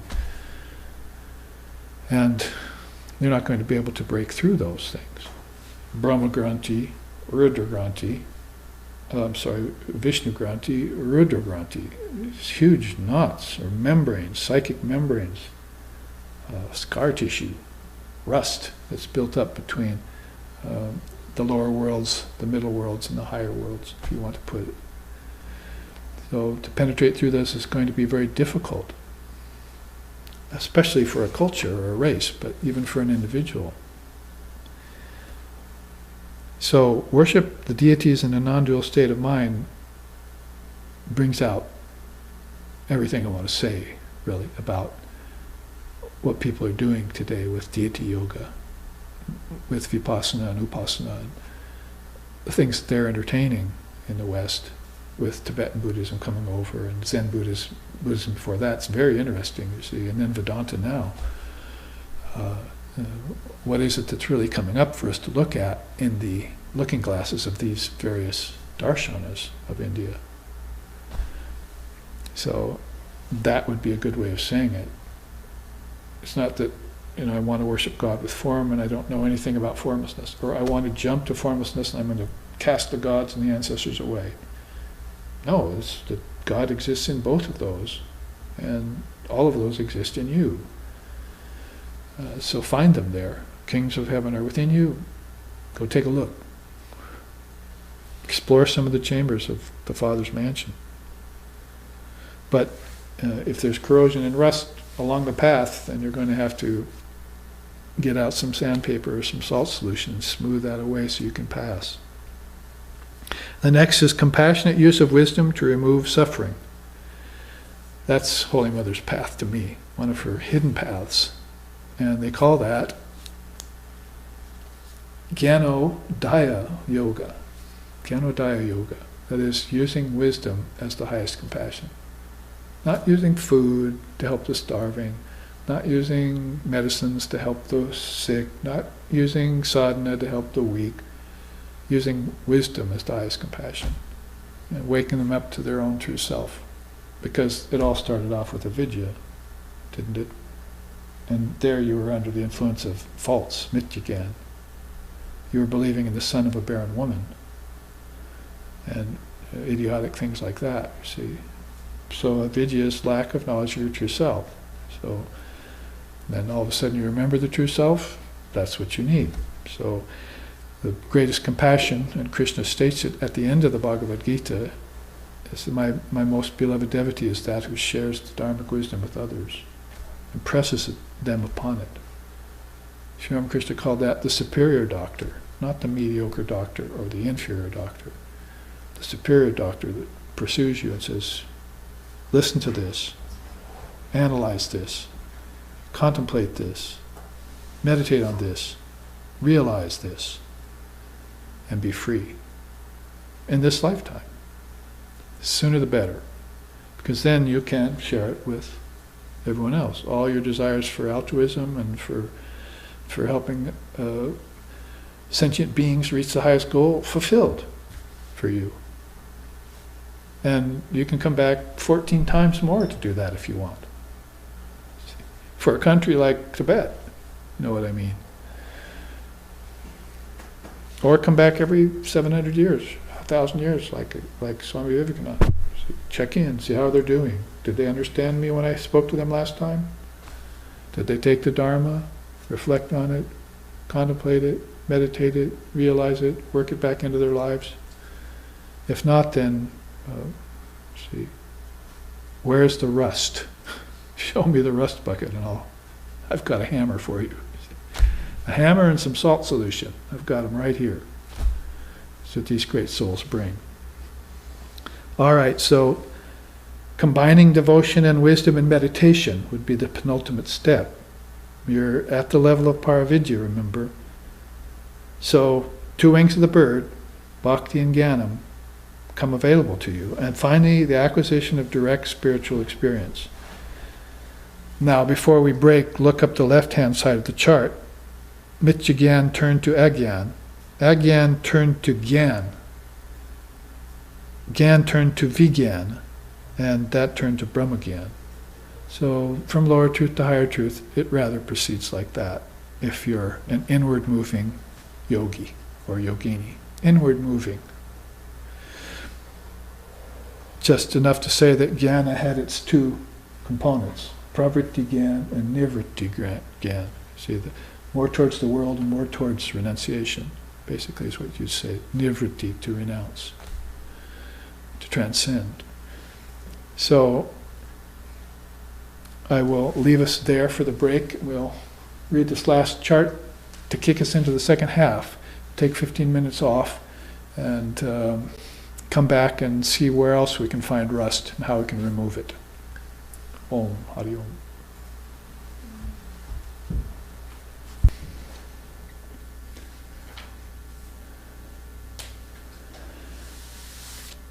We have returned with all of you. I know there are people watching from around the world, not hosts and hosts of them, but a few individuals in various countries, which goes very well with the universal nature of what Vedanta explains to us by way of the Dharma, and also with the great Ishtam, Sri Ramakrishna and Holy Mother and Swami Vivekananda, and all the direct disciples and the lay disciples that gathered around him, and the 5 million or so of his family that are growing all the time by leaps and bounds, in a very short time too, with many, many beautiful songs and scriptures, and there's even a Ramakrishna Upanishad out now that's been composed. So even in, almost in his very lifetime, people were finding out about a great light like that, like a steamship that went across the ocean, leaving a wake, sometimes it's described that. Or a band of musicians who blew into town out of nowhere and played the most wonderful music. All the people listening ran to tell their friends, you see, and when they came back, the musicians were gone and packed up and went to the next village. That's how Sri Ramakrishna talked about beings like Buddha and his Noble Eight, and Shankara and his 18 or 20 disciples, and Christ and his 12 apostles, and now Sri Ramakrishna and his 16 disciples. It's like a band of musicians playing the most beautiful music of the age. But you have to be there when they show up. If you have this rust along your path, then you're not going to be there, or if you even get lucky and you are there, you're not going to be able to see. We were talking about that as far as grace and self-effort. Quoted Swami Sheshanandaji Maharaj last week when he said, Buddhism thinks in terms of self-effort. Christianity thinks in terms of grace, but Sri Ramakrishna thought in terms of both, self-effort and grace. So you're not going to recognize grace when it comes unless you purify the mind through self-effort. And so you might say that's why another way of saying that in the Western way of speaking was sun shines on saint and sinner alike. So sinners are getting beautiful experiences, saints are getting horrible experiences. So it's more a matter of grace and self-effort. If you remove the tarnish or the corrosion or the rust from your mind and your prana, your energy, so that it can flow, then when grace happens to you, you'll know that it's grace. And that's a great advantage to that, is to not knowing, like blind faith or something like that. It's a start, but it's not the full exquisite pleasure, which is bliss, which happens to people when they're on hand, as we just say, like Swami Vivekananda being completely present. He was a Vijnani, and that's how Sri Ramakrishna says here, to put a capper on this whole path of lower truth to higher truth, asato ma sadgamaya. We took 40 minutes or so to flesh out that saying that we've memorized, asato ma sadgamaya, as it was there as a famous chant even when Vivekananda was there in 1893. He had to change the meaning from lower truth to higher truth, because they were saying from falsehood to truth. So there is a kind of falsehood that goes on, but you might say, like the teaching of the Buddha, the reflection of the moon in the lake, people think it's the real moon. And then it isn't when they touch it. It distorts. So that's false. But that false teaching will cause you to look up towards the real moon and figure it out. So anything that has an appearance in Maya like that has a hidden quality behind it that Mother is trying to explain to you through this hidden quality, even in the terms of things that are mithya, false or unreal. So we go from lower truth to higher truth, from the unreal to the real, from the illusion of death to eternal life. Death would seem real, right? But if you find out it's an illusion, you think this way for a whole lifetime, you have a conscious death, and then the next lifetimes, if you do come back, are conscious ones. And death never frightens you anymore. There are songs I could sing you about that. So those are compositions that are the property of the minds of these luminaries from lifetime to lifetime. They come back remembering these. Sort of like you might come back and remember Beethoven's fourth or something, or fifth. That would kind of stick to your mind in a sort of samskara. So if you heard that in another lifetime, oh, that's beautiful, it sounds so familiar. Because you had European lifetimes in which you heard that. How many? You could have quite a few. So in the same way with spiritual teachings, you'll respond and recognize and remember and even react to various things that come upon you and this march from lower truth to higher truth. So Ramakrishna puts a cap on this teaching all the way from Mityagan to Brahmagyan, if you want to put it that way, by saying, an agyani does not know that there is fire potential in wood. A jnani knows this, but cannot bring it out. The vijnani possessed of Brahmagyan not only knows that fire is potential in wood, but gathers it up, strikes the flame, cooks the food, and feeds others. So he knew the difference between agyanis, gyanis, and vijnanis. So a jnani is a very great soul, has realization of knowledge of Divine Mother, of Mother Wisdom, and so forth, but not necessarily can bring it out and teach it to others yet. So they might be very good in their own right or on their own auspice, but to bring it out and share it in a way that helps transform people, transform minds, is not maybe given to that level of wisdom knower yet. But a Vijnani has all those powers. And so Vivekananda, being a Nitya Siddha, is another, being Nitya Siddha, I should say, is another example of Sri Ramakrishna, of a great expression of how there are perfected souls out there who, when they enter the body, they don't have anything to gain. Like Sri Krishna says in the Gita, I have nothing to gain here anymore, Arjuna. I just come back for the good of the people. Loka sangraha. I come back for the highest good of beings. So he blends a heroic kind of nature, his willingness to come back, with this highest knower of Brahman. A beautiful combination there. But a Jnani wouldn't necessarily do that. Jnani might say, might be a rat leaving a sinking ship, you see, or every man for himself, you see. So save yourself is a good thing to do, no doubt. And then, of course, that rust will not maybe return again in your life. So this is a final quote that puts a capper on this teaching that's beginning to lead us towards sadhana, isn't it? which is the name of this series, Sadhana, Dissolving the Rust of Spiritual Life. So we've now sort of, to summarize in 1.5 class, that we've been giving concessions to the worldly paths. We've been giving voice to the fact that there are devotees who are not fully refined yet, and that there are worldly people, and that there are evil people too, demoniacal. There are divine and there are demoniacal. You know where that saying comes from. Daiva Sura Sampat Yoga in the Gita. That's the chapter where Krishna elucidates for Arjuna that there are divine beings here and there are demoniacal beings here. Asuras and Rakshasas as opposed to these, compared to these rishis and so forth. So he is not pulling any punches with that, nor is he being naive or allowing Arjuna to rest in any sort of sense of unsurety or uncertainty around that. So, Daiva Sampat, so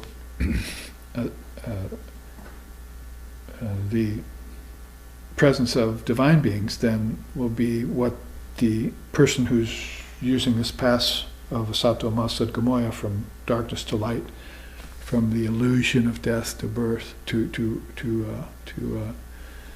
eternal life, and even rebirth in full wisdom, they would be using those kinds of teachings.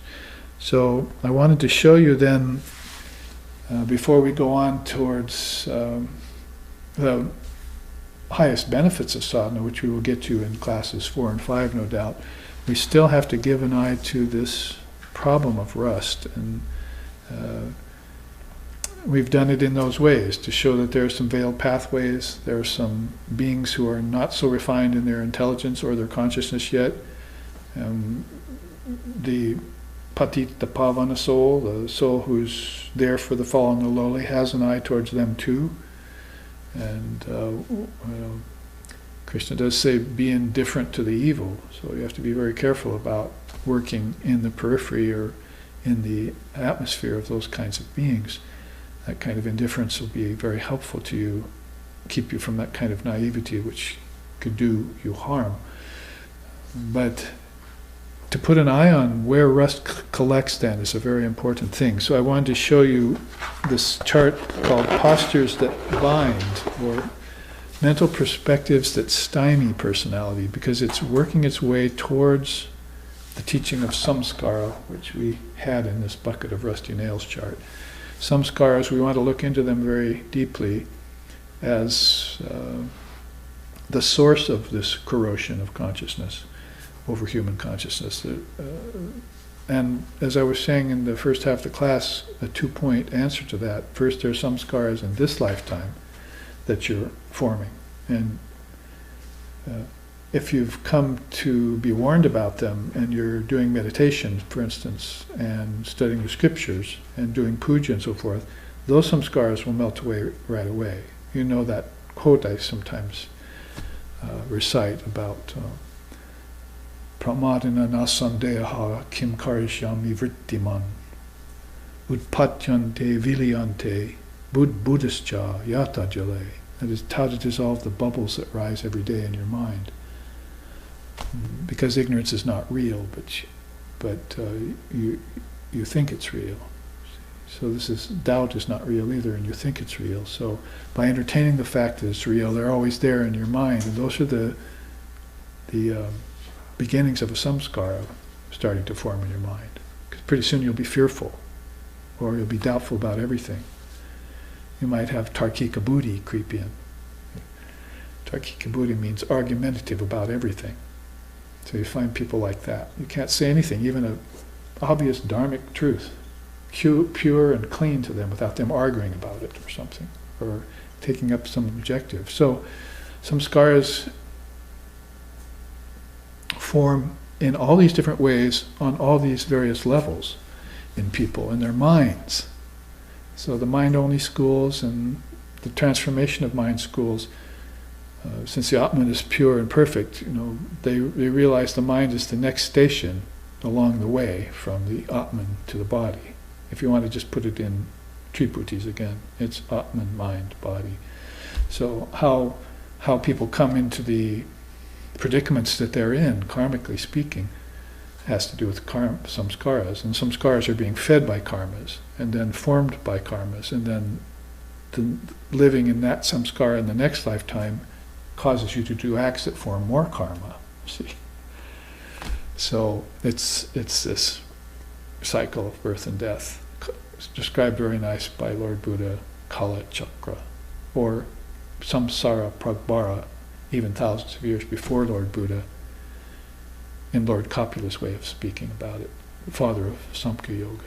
So they've known about this from time out of mind, and keep it, and therefore so should we. We should know where these rusts form, how this corrosion comes upon us, and upon other people in our race, in our culture, and in our families, and with our friends. And we should know about this, and not only to protect ourselves from it, because we may have tools given to us as we do work our way into deeper levels of sadhana and realization that we can use to help beings. If we really want to help them, and that's what we have to keep an eye to. So you see here, this chart is a further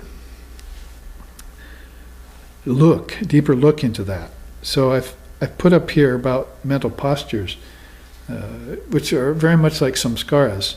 To take up a posture, asana, in the mind, manasana they're called, in order to master one's awareness and attain to yoga, union with ultimate reality, will bring about what has been called by luminaries everywhere as balance of mind, steadiness of mind, equanimity of mind, purity of mind, equipoise, all leading to peace of mind, or, quote, the peace that passeth all understanding, unquote, is how Jesus put it.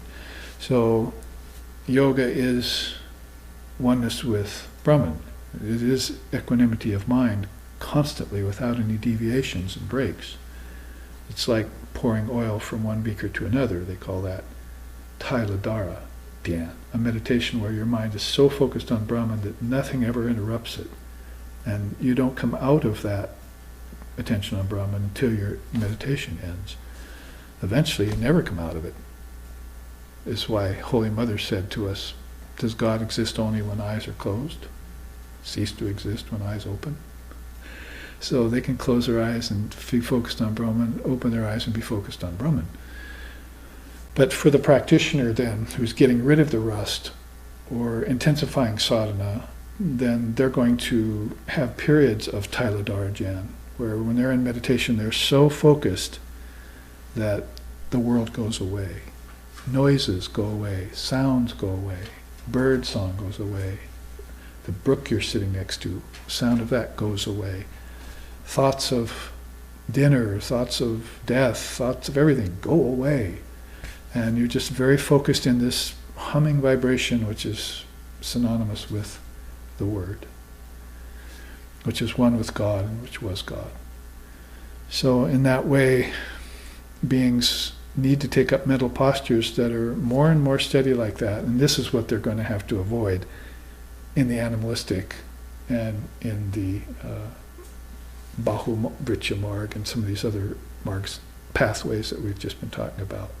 That is Pavritti Marg and so forth. So things like religion is false. God does not exist. There is no soul. I seek pleasure. Wealth is the goal of life. I only live once. I am the body. The world is real. Objects can make me happy. Those are the kind of things which a worldly mind will entertain, even in the face of being told otherwise. That is, a guru or teacher, preceptor, acharya, even a well-intentioned friend or elder can come along and talk with them about these perspectives, and they will still hold them. And these are negative mental postures that bind one. And they're nails that are turning rusty and are about to form into thinking complexes that will attend them to their death. And then, of course, will come back in their next lifetime We think sometimes that a baby is all a pure slate. It's not at all true whatsoever. In most cases, it's a clean slate if it had a conscious death, an illumined life previously. Otherwise, it's a bucket of rusty nails, or nails that are prone to rust or about to rust. It's got a lot of mixed samskaras in it, and karmas to work out desires, to work out, basically is what you're saying. So here we're making another connection. Samskaras,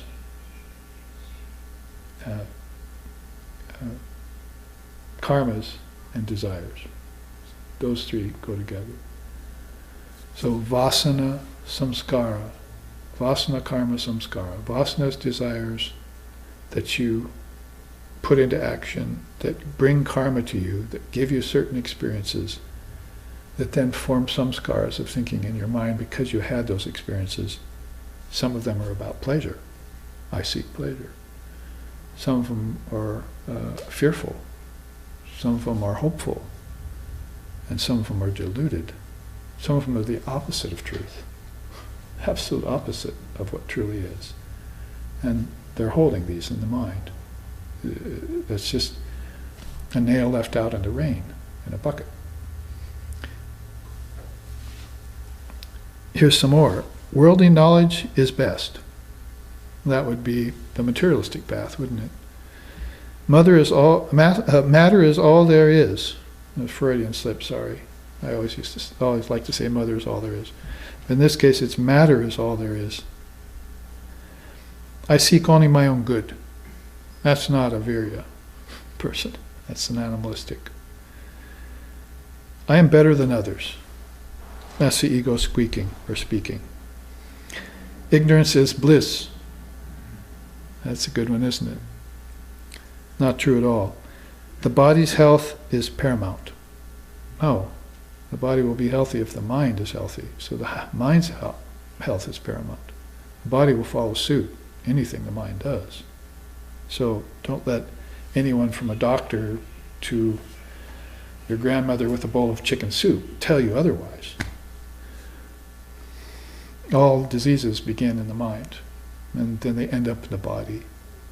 Which is why you need to look at the body as 10 pounds of ash in the end. Use it as a temple as far as possible, but do not return to it again. My race is superior to others. No. And only my religion is true. So these run the gamut from personal, individual, to collective, all the way up to potentially cosmic or religious and philosophical. They will hold these stances, hold these postures, see. And not knowing that there will be some very negative results and bad karmas that will come out of holding these kinds of thoughts. Here's Sri Ramakrishna's take on it. It is all a question of the mind. Bondage and liberation are of the mind alone. If one holds false thoughts, then the world seems real and God disappears from sight. Further, it will not do to merely repeat, I am he, I am he. Beings get free by following up affirmations with spiritual discipline. In the case of the worldly, they never think about God even by accident. If they do not find the right mental perspective, it lasts only, if they do find the right mental perspective, it lasts only about as long as a drop of water on a red-hot frying pan. Each one of those sentences is a pearl. They connect together very well, but each one of those sentences says something very profound about the nature of samskaras, karmas, people's temperaments, their lifetimes, and their inability to seek higher wisdom, to move from lower truth to higher truth, as we just said. There you see the courtesan has turned away, sitting on her wealth, which she desires more than anything, turned her back on the Buddha And the Buddha represents what? Transcendence, service, at the service of God and mankind, selflessness, compassion, forbearance, supporting others, positivity of mind, love of God, spirituality, generosity, humility, universality, wisdom, truth, freedom, equanimity, and sensitivity, to name a few of the divine qualities of a Buddha, or of a rishi, or of a knower of Brahman. So all of these things, what about them? Why don't they show up in the worldly? Or sometimes these are the very things that they want to get rid of if they're evil-minded. They won't have any of these things, starting with sensitivity all the way up to the idea that they could actually transcend sufferings, karma, and evil doing.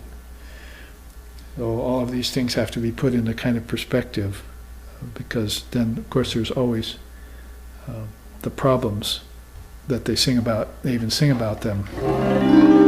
Shukir Vashana Karo Arkadi, Shukir Vashana Karo Arkadi, Taji Anyobo, Kali Kalibo, Manabo Janamo Jadin, O Tui, Taji Anyobo, Kali Kalibo, Manabo Janamo Jadin, Shukir Vashana Karo Arkadi, Shukir Vashana Karo Arkadi, Kamala Kanta, Aiye Branta, Bule Shonama Shnadin, Kamala Kanta, Aiye Branta, Bule Shonama Shnadin, Bare Bare Ashi Dukha Rashi Rashi, Bare Bare Ashi Dukha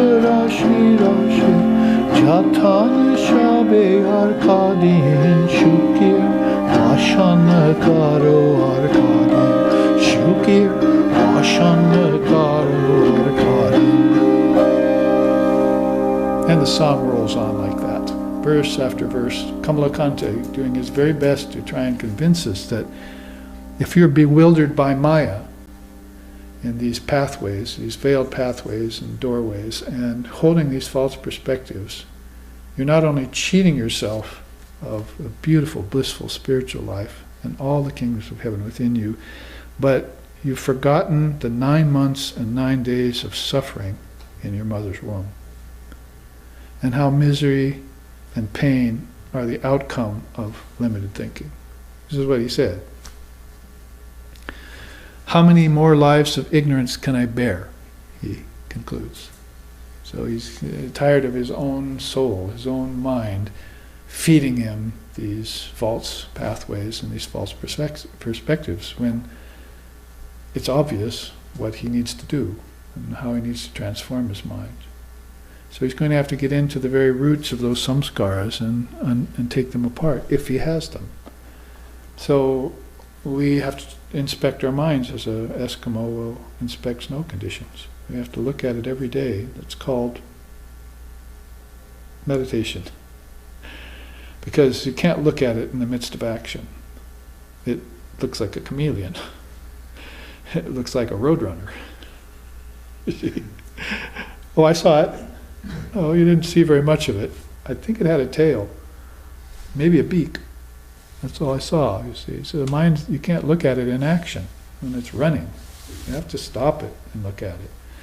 There's 2 advantages to stopping the mind. One is that you'll see that it's not real. And number 2, you can see that it can be shut down and the reality will come forward from behind it. See, what's the foundation of it? Everything that the mind cognizes comes from the Atman, as the Mundaka Upanishad says. All cognition comes from the Atman. So these are just instruments that I'm using, given to me by the Divine Mother of the Universe, so I can see my true nature in any condition, in any situation. If I'm championing thoughts like this, then it's never going to come my way. and misery and suffering in 9 days and 9 nights, 9 months and 9 days and nights of suffering in the mother's womb will be the result. Every time in rounds. Rounds that I won't even remember once I'm through them. So I'm not even looking back at the mind that thinks it's being reborn, because it believes that if it believes I am the body, then that's only the beginning, right? Then it has to see itself as a body in the next time, and then another body, and then another body. One of my students just sent me this picture on the computer the other day. It's this corpse of a dead buffalo, and there's a jackal standing over it, growling at a vulture who's trying to take a piece of it, and dozens of flies are floating around. And so I knew what he meant. Somewhere in the night he said, maybe we never come back to this horrible world again. So the jackal, they're all after this dead carcass, you see. Flies getting a little bit of it, and then vulture taking a piece. The jackal mad at it because it's taking its food, all feasting on this carrion. So this is how a discriminating soul would view the world of name and form, time and space and causation in this kind of perspective. Well, mental perspectives that stymie spirituality, and that's only half of it, folks. The other half is that it builds samskaras that are going to hinder you getting any higher view in another lifetime. This is why people are suffering lifetime after lifetime and never getting a higher view. They don't think of God, how? Even by accident, as Ramakrishna said. Now this is the avatar of the age telling us these beings don't even think of God even by accident. So what did I quote in the first half? To expect that an evil man will not do evil is insanity. This is their nature. Yes, Atman is behind the evil nature. It's behind the good nature. And of course it is the transcendent nature. But that doesn't stop them from not realizing it. And why? Because of the samskaras based on karmas that were based on desires. So in the remaining time, let's look at a little bit at that. There's a chart that I created some time ago called Samskaras in the Human Mind, and got a facelift because I'm colorizing all these old charts, some 320 of them now. I think 140 got colorized as of today. And I colorized this today so I could show it to you. But last night I was working on the lower truth, the higher truth. So they're quickly getting their colorized versions, fully mature versions. These are glimpses of Dharma, every one of them. So there's some 320 glimpses of Dharma now I want to share with everyone and leave behind as a SRV heritage, so people get interested in really getting clear about their true nature or what's keeping them from realizing their true nature. They can say samskara or samskara skandha, and they can begin looking into how to take those samskaras apart and be free. In Buddhism it's called the 12 links, or the word in Pali is nidana. They're links that, like a chain, that hook together over 3 lifetimes. And people can't break them after 3 lifetimes. The 3 lifetimes it would take to break the 12 links, which would be things like conditioning, wrong thinking, wrong perspective, and wrong action, and wrong thinking. The things it would take to break those would be hearing the truth and contemplating the truth, and then that's 1 lifetime to uncover that you're bound. The fact that you're bound, because most of these people are not thinking they're bound, are they? They're attached to matter. Should we go back to the path that is the materialistic path and show you? Lokayatika marg. See, this is their path. It might as well be a religion. Science might as well be a religion. And it might as well have its friend, materialism. But if your religion is divine reality, then your friend's going to be Dharma and wisdom teachings. and lower truth to higher truth. So all of this is the way India is presenting it, you see, over time to us, to waken us up or reawaken us. As it's not that I'm sitting here browbeating people or lashing out at them. Maya is thick. And when you come into it, even the illumined souls gasp. I mean, there's songs about this. See, they suffer the lashes of the whips of pain that come with taking on the body. And, drawing your first breath, you don't remember how painful that is. So when he says 9 months and 9 days of suffering in the mother's womb, that's just a part of it. When you actually are born and you take your first breath, these are very tender and it hurts. See, try and use your eyes and get your consciousness to look with your eyes. It's painful. It's full of suffering. Hearing strange things is fearful. So you're this developing little physical worm. You see, you're just this little worm. Almost not many bones in it even yet. You see, Sri Ramakrishna used to say that. Vaknapok. Men are mere worms. He would use that expression. There in Bengal, when he saw the weak Hindus, you see, not living up to their dharma, fallen so far from the truth. So, the samskaras are a big thing, and I wish we had the word for it in Western psychology, but they're not entertaining it. Freud, Jung, they won't entertain it. If there had have been an Oriental person or a Hindu person on Freud's therapy table or at one of his sessions, he would have said, "What are you talking about? I've had many lifetimes. And so have you, Mr. Freud." But they weren't thinking that. They haven't thought about that because they've been living lifetimes in what path? Materialism.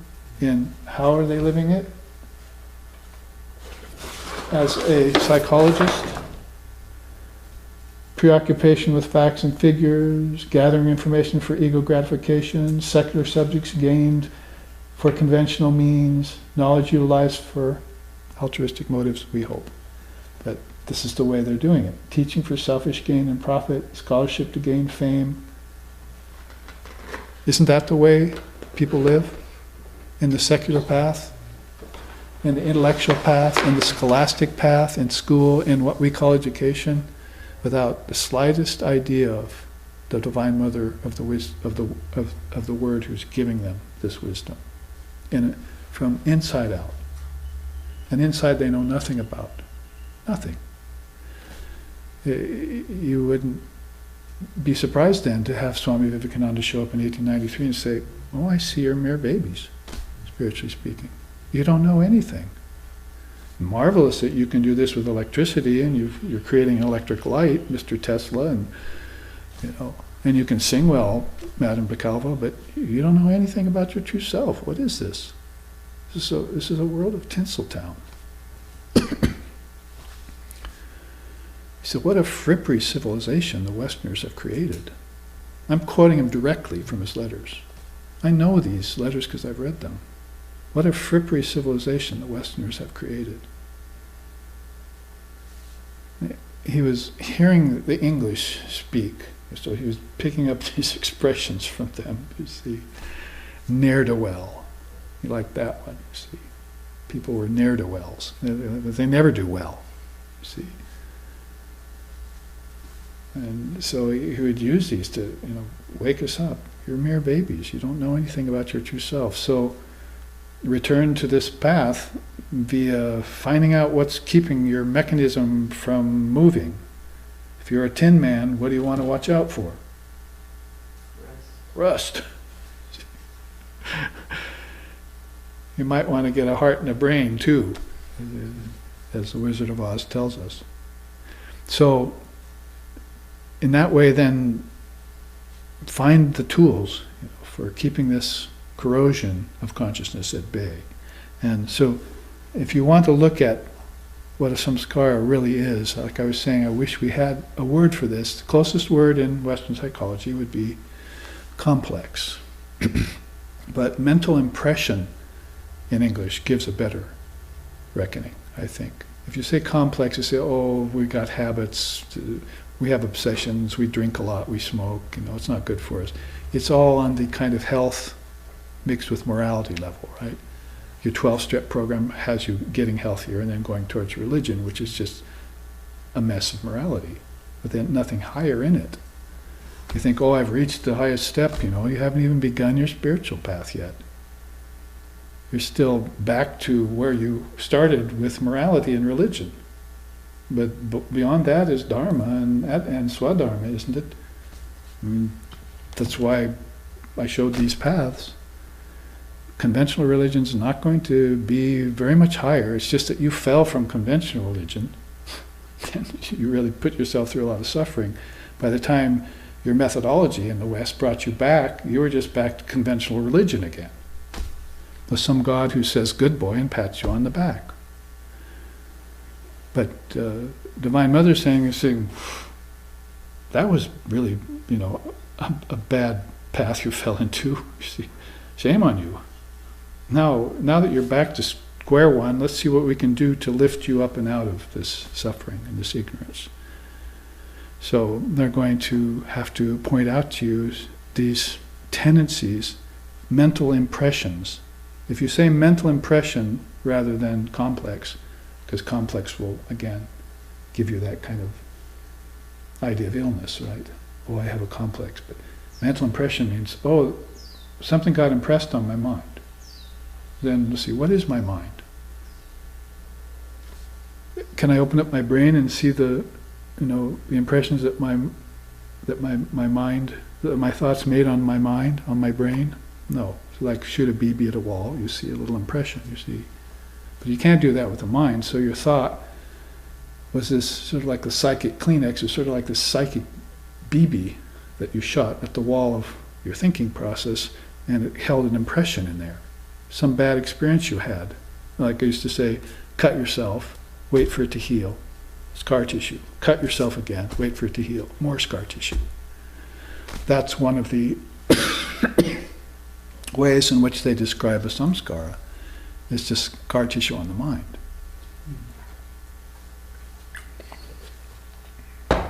So mental impression is good. Samskara, then, you can see here, what are some of those mental impressions? You can see here that the first quote says by Sri Ramakrishna, the body is born to work out its karmas from past lives,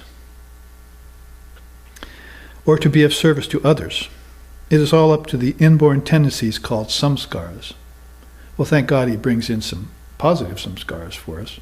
As Babaji's sitting here reading a riot act on negative ones. But it all depends on inborn samskaras or tendencies. Repeated births in this world make one believe that Maya is real. So it all of a sudden throws us a change-up. You know what a change-up is when you're a pitcher? You see, look like you're really going to throw a fast one. All of a sudden, ball comes real slow at you and you swing too early, you see. What a fool. So he's throwing us a change-up here. See? Repeated births and deaths in this world make you think that Maya is real. So can I go back to the past again? Materialism, fundamentalism, secularism, religious convention, they believe that their life in the world is real. But they're having lifetime after lifetime again in an unreal world. Finite things can never satisfy the mind of an unawakened person. They can never satisfy the mind of an awakened person either, because they change all the time. So it's like trying to watch the mind, that roadrunner that just ran by. If you didn't sit in meditation and slow it down, oh, I see you now. You have 2 feet and some funny looking feet, Now you can see the mind, a critter, as you slow it down, so you sit in meditation. So same way, if you sit in meditation long enough, and Buddha will attest to this in his long sit under the bo tree, and Christ will attest to this in his long trip in the wilderness, and Muhammad will attest to this in his trip up to the mountain, and Moses will attest to this, and Abraham in their long penetration and alienation from their own country. They'll all say that when they looked at the mind, and they saw that it was full of conditionings. Buddha called it Mara. It's basically the devil. The devil's in the mind. It's not a horned creature somewhere. It's your own wrong perspective is devilish. And if you want to take it and form it into a devil, then you're even worse off than you were when it was just a disparate devil. You see, a bunch of little devils. It's a samskara skanda. So you begin to think that Maya is real, and so you don't think that reality is real. You don't think that Divine Mother is real. You don't think that the Lord of the universe is real. You don't think that Dharma is real. You don't think that higher wisdom is real, so there's no path leading to it for you. It's rusted shut. Can't move along it. Can't open it. So that's the change up he throws us, is that that's the result of thinking, of harboring samskaras. And even positive ones will keep you bound. One's an iron chain, one's a gold chain. The great teachers bring that out a lot. You can't just have conventional religion, you see, and have good thoughts about God and heaven and think that that's going to get you free, because that's not the truth. There is no heaven, there is no God. You're God, and this might as well be heaven or hell or any other place for that matter. There's only one reality. It doesn't have a form and it doesn't have a place. There's no space for it. It can't take up space. And you'd have to go to a Zen teacher, an Advaita Vedanta teacher, or some other Buddhist teacher to find out about this non-dual path, which was the fourth of those paths, right? Dualism being one of them, ignorance being another, yoga of transformation. Even when you're practicing yoga, you're not in view of the truth yet. You're trying to become in view of the truth. But it's only when you reach Advaita Vedanta that you realize the truth, that you cannot say there's a God. I mean, talking about Krishnamurti in his talks I was watching on YouTube recently. And all the Hindus, you've got millions of gods, but there's no God, he said. Someone asked him, is there a God? And he said, no. This is a godlike man. So Buddha was much the same way. Kapila, much the same way. Patanjali, father of yoga, much the same way. They did not admit to a God. And if they personally believed in the God, they didn't use it as a point of emphasis. People have tried to reform others by religion and God, and it's never worked very well. It's caused guilt, it's caused more sin, it's caused shame, and it's caused turning away from the path. Even when the Buddha is right there, turn away. We were talking about this. My teacher was always saying at my ashram, when I went there, at his ashram, arrogant Americans. He would use that expression every day. You're arrogant Americans. And, you know, if I had looked at the Americans and chose my favorite negative quality for them, I wouldn't have chosen arrogance. But now I understand that he was exactly right. Americans are arrogant. And they'll put on a fair face to hide that. But inside they think they know best. They won't take a teacher, they won't take a guru, they won't use the mantra, they won't study the scriptures and believe in them, they won't have faith. They're arrogant to the very bone. They think they know best with their power, with their materialism, with their atom bombs, with their medicines, with their intellectual knowledge. They don't know the one essential thing. I and my Father are one. I am Buddha nature. Pure mind is God. That the ego is not God. That God isn't an individual. It's not individual, it's indivisible. And so this one most subtle shard or shred of highest understanding is the hardest to detect. It's buried under most of the rust. Sri Ramakrishna said, people's gold, their Atman, is buried under mounds of earth. You have to dig a long time to find it. But he said some souls, like Naren, it's shining right at the surface. Just brush away a few pebbles. There it is. They don't have any problems or any doubts or any fears or any worries or any attachments or any wealth or any families. They're free. And they make sure they're free in each lifetime. If they're not free, they find out why. So I quote another thing from Vivekananda's letters. I will find out what this world is, whether it's a bugaboo or something else. I will find it out and I'll let you know. I'll tell you. So he found out it was Maya, just like he found out in other lifetimes. And he found this out to convince you, because if he does it in your very sight, like Ramakrishna did in the sight of the Bengalis in 1838 to 1880, 836 to 1886, and he's doing it right there, he's showing you a man whose mind is free of samskaras. So in the time remaining, we have to start near the bottom. Root ignorance, tendency towards cyclic transmigration is what's the foundation of these base samskaras. I'm taking only the ones in the bordered boxes really quickly. Desire for pleasure and power, a samskara in the human mind. Habits and attachments form samskaras. Agency, name, fame, selfishness, attraction to wealth, and lassitude, slothfulness, rust, you see, of families is a samskara in the human mind. These are all negative. Now here you get to mixed samskaras. So some of the mixed samskaras are, that is, part negative, part positive, energy, morality, proper orientation, altruism. These stand in the border between negative samskaras and positive samskaras in your mind. These are admixtures. So if you watch your mind, you'll think sometimes, oh, I want to do something good for some person. The next thought will be, I don't like that person, I'm not going to do good to them. But I don't wish ill or good to anyone. I just don't want anything to have to do with them if they're not in the Dharma. Because it's going to be futile. Futile for them. You're just encouraging them to go back to their samskaras. And that's not why I'm here. It's to break down the samskaras and let people free. I'm quoting Vivekananda again. I want people to be free as the air they breathe. I want people to be free as the air that they breathe. So if you get along then around to the positive samskaras, your actions, your merits, and your deeds start to figure in. Doesn't it sound a little bit like virya as compared to pasu?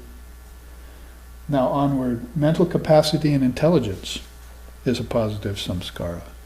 Yay for the soul that we find walking amongst us who has capacity, capaciousness. See, they're wide open. They're open to anything. They want to learn. And their intelligence is intact, so they can. There are people who are supposedly open-minded, but they don't have much intelligence. So you might give them some good idea, and they may burn up like straw on fire, but then they may not hold it very long. Quoting Vivekananda again. Finally, down there in the most positive of positive samskaras you can have, abilities for divine life and conscious embodiment.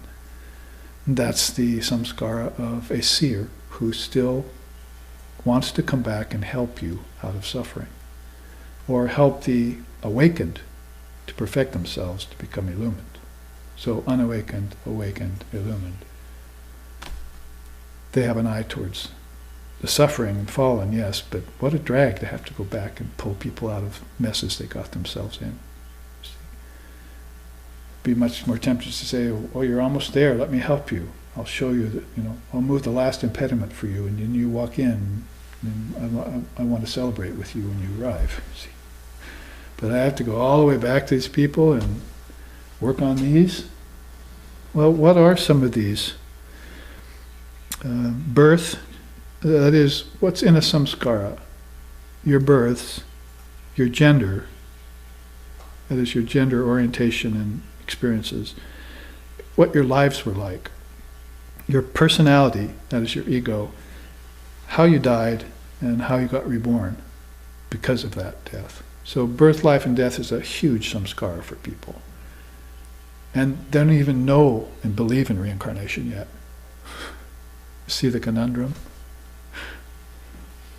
Birth, life, and death is the makeup of their main samskara, and they don't even believe in reincarnation. This is how thick Maya can become. You can't explain anything, even from your highest intellectual standpoint, like Freud and Jung, if you don't know that you've lived many times and that the actions you're doing right now are based upon things you did in your past lifetime. That your body, the way your eyes are, how far apart your eyes are set, the shape of your nose, how your forehead is broad or narrow, if you're pigeon-breasted or huge chest, if you don't know the physiognomy of your own body and how that connects back to your past lifetimes, then it's just all randomness. You might as well be an animal, i.e. Pasu, i.e. Bahutvamarg, i.e. secularism, i.e. materialism, i.e. Michigan. So we don't even believe in reincarnation, but the main samskara you're holding in your mind is how I'm living, what kind of desires I'm satisfying, how they're getting frustrated, how that leads me to a bitter death, and how I'm born again unhappy. Do you want to sing the song again? Kamalakanta says, I spent 9 months and 9 days in my mother's womb. Next then, the next samskara would be around craving, ego obsession, the urge to dominate, and body identification. These are 4 main elements of a negative samskara. So put those together, you've got pretty much what a samskara is made of. Is it a great mystery? I mean, you hear the word samskara at some Vedanta class or in Buddhism or something, and you think, oh, that must be just so hard to understand. Oh, it's too mystical for me, it's too esoteric, it's too deep, I can't understand the philosophy. Is that hard for you to understand? When you take it apart and look at it? That birth, life, and death and your experiences in them, as the Nidanas of Buddhism tell you, have formed conditionings that make you think and act the way you are thinking and acting, and also the people around you, and why you're born with certain ancestors. Oh, that's coming, see?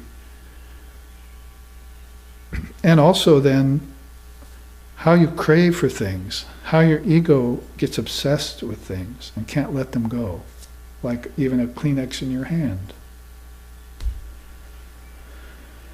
And you want to dominate over others. You're bound and you want to make others bound. Why not get free and make others free? Try something different for a lifetime, for change. That's how Vivekananda spoke to the Hindu boys. You've had wives and wealth and families for lifetimes.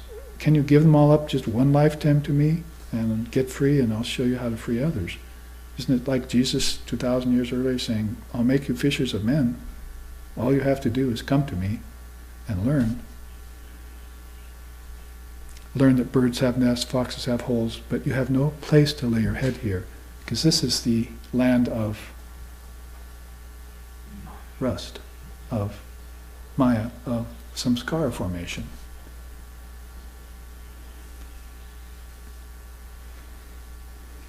Turned into salt pillars.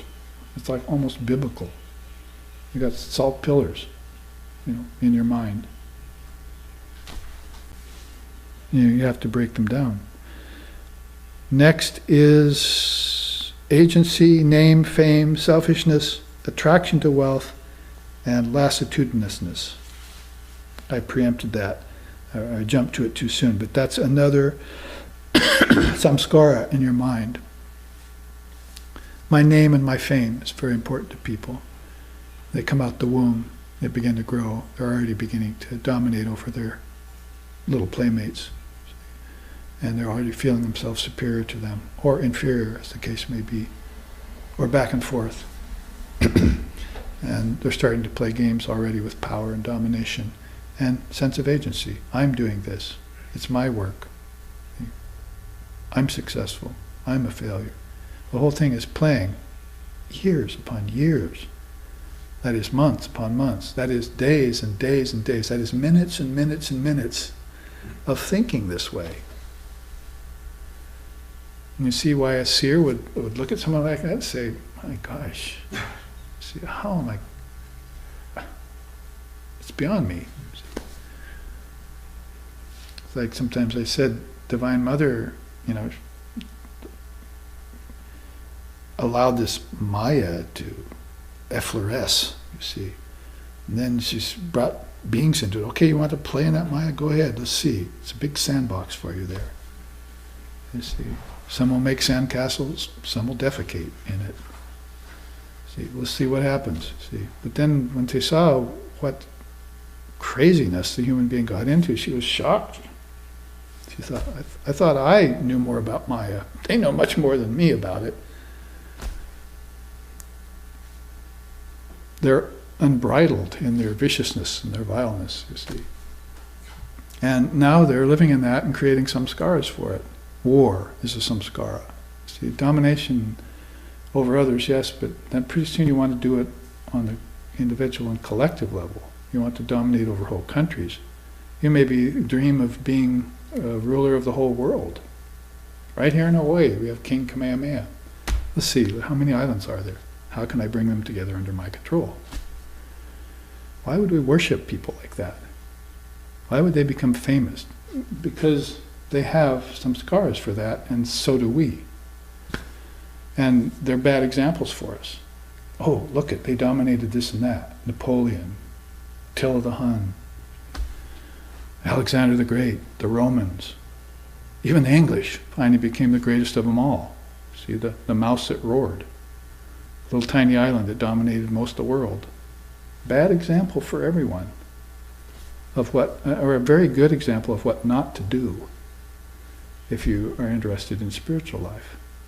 Freedom, that is. If you're interested in bondage, have fun. Go ahead, play in the fields of the Lord. But you could maybe get your energy refined. You could start thinking in terms of morality, proper orientation, right perspective, and maybe altruism might enter in. Gee, I think I'll start to help people. It just feels better than hurting them. Somehow. I don't know how, but somehow. So some little inkling of higher intelligence or better sense enters into their mind, and they do something good, and it makes them feel better. No, wrong. Usually not. Because they have all these paths they're running along, and they're not going to change. Samskaras dictate the pace of life, and they stymie spirituality. They stymie it. It's not going to get a hold in their mind. Very rare then to find people who seek truth, higher wisdom, peace instead of power. My teacher said once from the podium, if you want peace, you'll seek God and get God.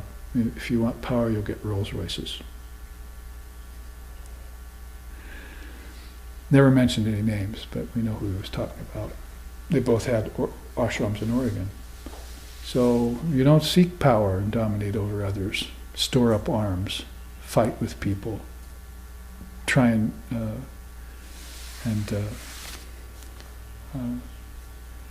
insinuate your ego and its doings on other beings. You'd rather seek proper orientation, altruism, and so forth. Also, aptitude, higher learning, positivity, religious faith come to those beings. These are higher and higher things. The samskaras get better and better. If you're born with these kinds of things, then you know you're at the end of your series of lifetimes, at least in ignorance. You might come back again in wisdom to help others, but you won't have another unconscious or ignorant birth again if you see these things start showing up in you. Do you have them? Aptitude, desire for higher learning, lower truth to higher truth we just went through. Positivity of mind, the ability to desire to help others, and faith in your religious path. Do you have devotion to your guru? I'm quoting Swami Vivekananda. You need Guru Bhakti, first and foremost. Devotion to your teacher, because there's no one like him or her in the three worlds. Holy Mother used to say, oh, people say avatar this, avatar that. Their own little teacher is the best for them. It's better than Ishvara. Your teacher sitting right there in front of you is better. Because where's the Ishvara when you need him? Your guru came into form to help you. There he is sitting right there. There she is right there. Lived in a lifetime, just like you in a body. And now is the living epitome and example of how to walk a spiritual path. Holy Mother said to us then, I've done far more than was necessary to be an example for you, for your spiritual life. I've done far more than was necessary. So she did way more than was needed to show us how to get free. We've got to follow her. It's the responsibility of freedom again. We say about, oh, he died for nothing. Well, if it's just a worldly person, let him die for nothing. They say, my teacher said, oh, they say, paradise is lost. He said, let it be lost. It was a dream to begin with. See? So if it's just a worldly person that died for nothing, no big deal, because he was living for nothing. But if she comes here and lives and dies for nothing, and we don't follow her, and when she was the full exemplar of the light of Brahman, then who are we? See? What did we attain? So our samskaras are signs that are leading us towards that. If we recognize her as the mother of the universe and him as the avatar of the age, then that's probably the most positive samskara you can have. And here it is described right here then to end this class. You serve others, you gain higher wisdom, you have compassion for their sufferings, you gain peace of mind and illumination. The light of consciousness is yours again. Whereas before you'd lost it. Where'd it go? I can't reach my brain. So, a couple minutes left. Let's finish up this chart, because next week I want to show you the makeup of a samskara skandha. That is, how these things get together and fuse like a bucket of rusty nails. And there's the brain, as it were. There's all these positive, negative, and mixed samskaras in them.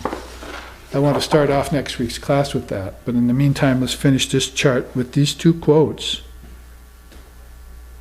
Lord Vashishta says, the liberated soul embodies at will, utilizing the subtle force of pure desires, whereas other beings are dragged back into the form via karma-based desires and the many samskaras that are duly formed thereby. So one of the great rishis of India, speaking in terms of samskaras, he also says, through the newly engendered body, a series of dreamlike lives are conjured up by the mind's power of sankalpa. And the residue from egoic actions done therein collect in the mind as samskaras. So from all sides we're seeing different sages and different seers and contemporary teachers, even down to my own humble self, trying to explain to you about the makeup of your mind. And this makeup is causing you to act and think in a certain way, and has caused you to act and think since you were first born, after you spent 9 months and 9 days in your mother's womb again. Now, how to change that, how to sand off that rust, how to clear those channels, knowing for certain that samskaras are responsible for your behavior, how you think and act, and the karmas and the experiences that you're having, good, bad, and mixed. Follow the good, bad, and mixed samskaras in your mind, and the gunas are just waiting to ripen them. Every day the gunas are sitting there waiting to fructify that bad experience for you, or that good one. You're at risk all the time. And then how to gain equanimity of mind, balance of mind, steadiness of mind, purity of mind, equipoise, the peace that passes all understanding, that puts me up and above all this talk about samskaras and the complexes that can form. So we'll look at that next week as we read the Riot Act on our own heads, you see, on our own minds, and take it to task, and to clear it out. Just like letting air into a stuffy room. You can think of it as that simple. Once you become aware of the teaching, then you entertain the solution. It shouldn't take you more than a day or two or a week or a month to air out that stuffy room of the mind and think differently, feel differently, act differently, and then be yourself again. That's self with a capital S. So we'll talk more about that next week. Let's end here then with that famous chant we just studied. Om Sato Ma Sadgamoya Tamaso Ma Joytir Gamoya Mrichor Ma Amritam Gamoya Abira Bira Mayeti Rudrayate Dakshinamukam Tenamam Pahinicham Om Shanti Shanti Shanti. Lead us from darkness to light. Lead us from lower truth to higher truth.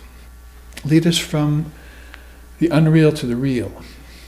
And lead us from the illusion of death to eternal life.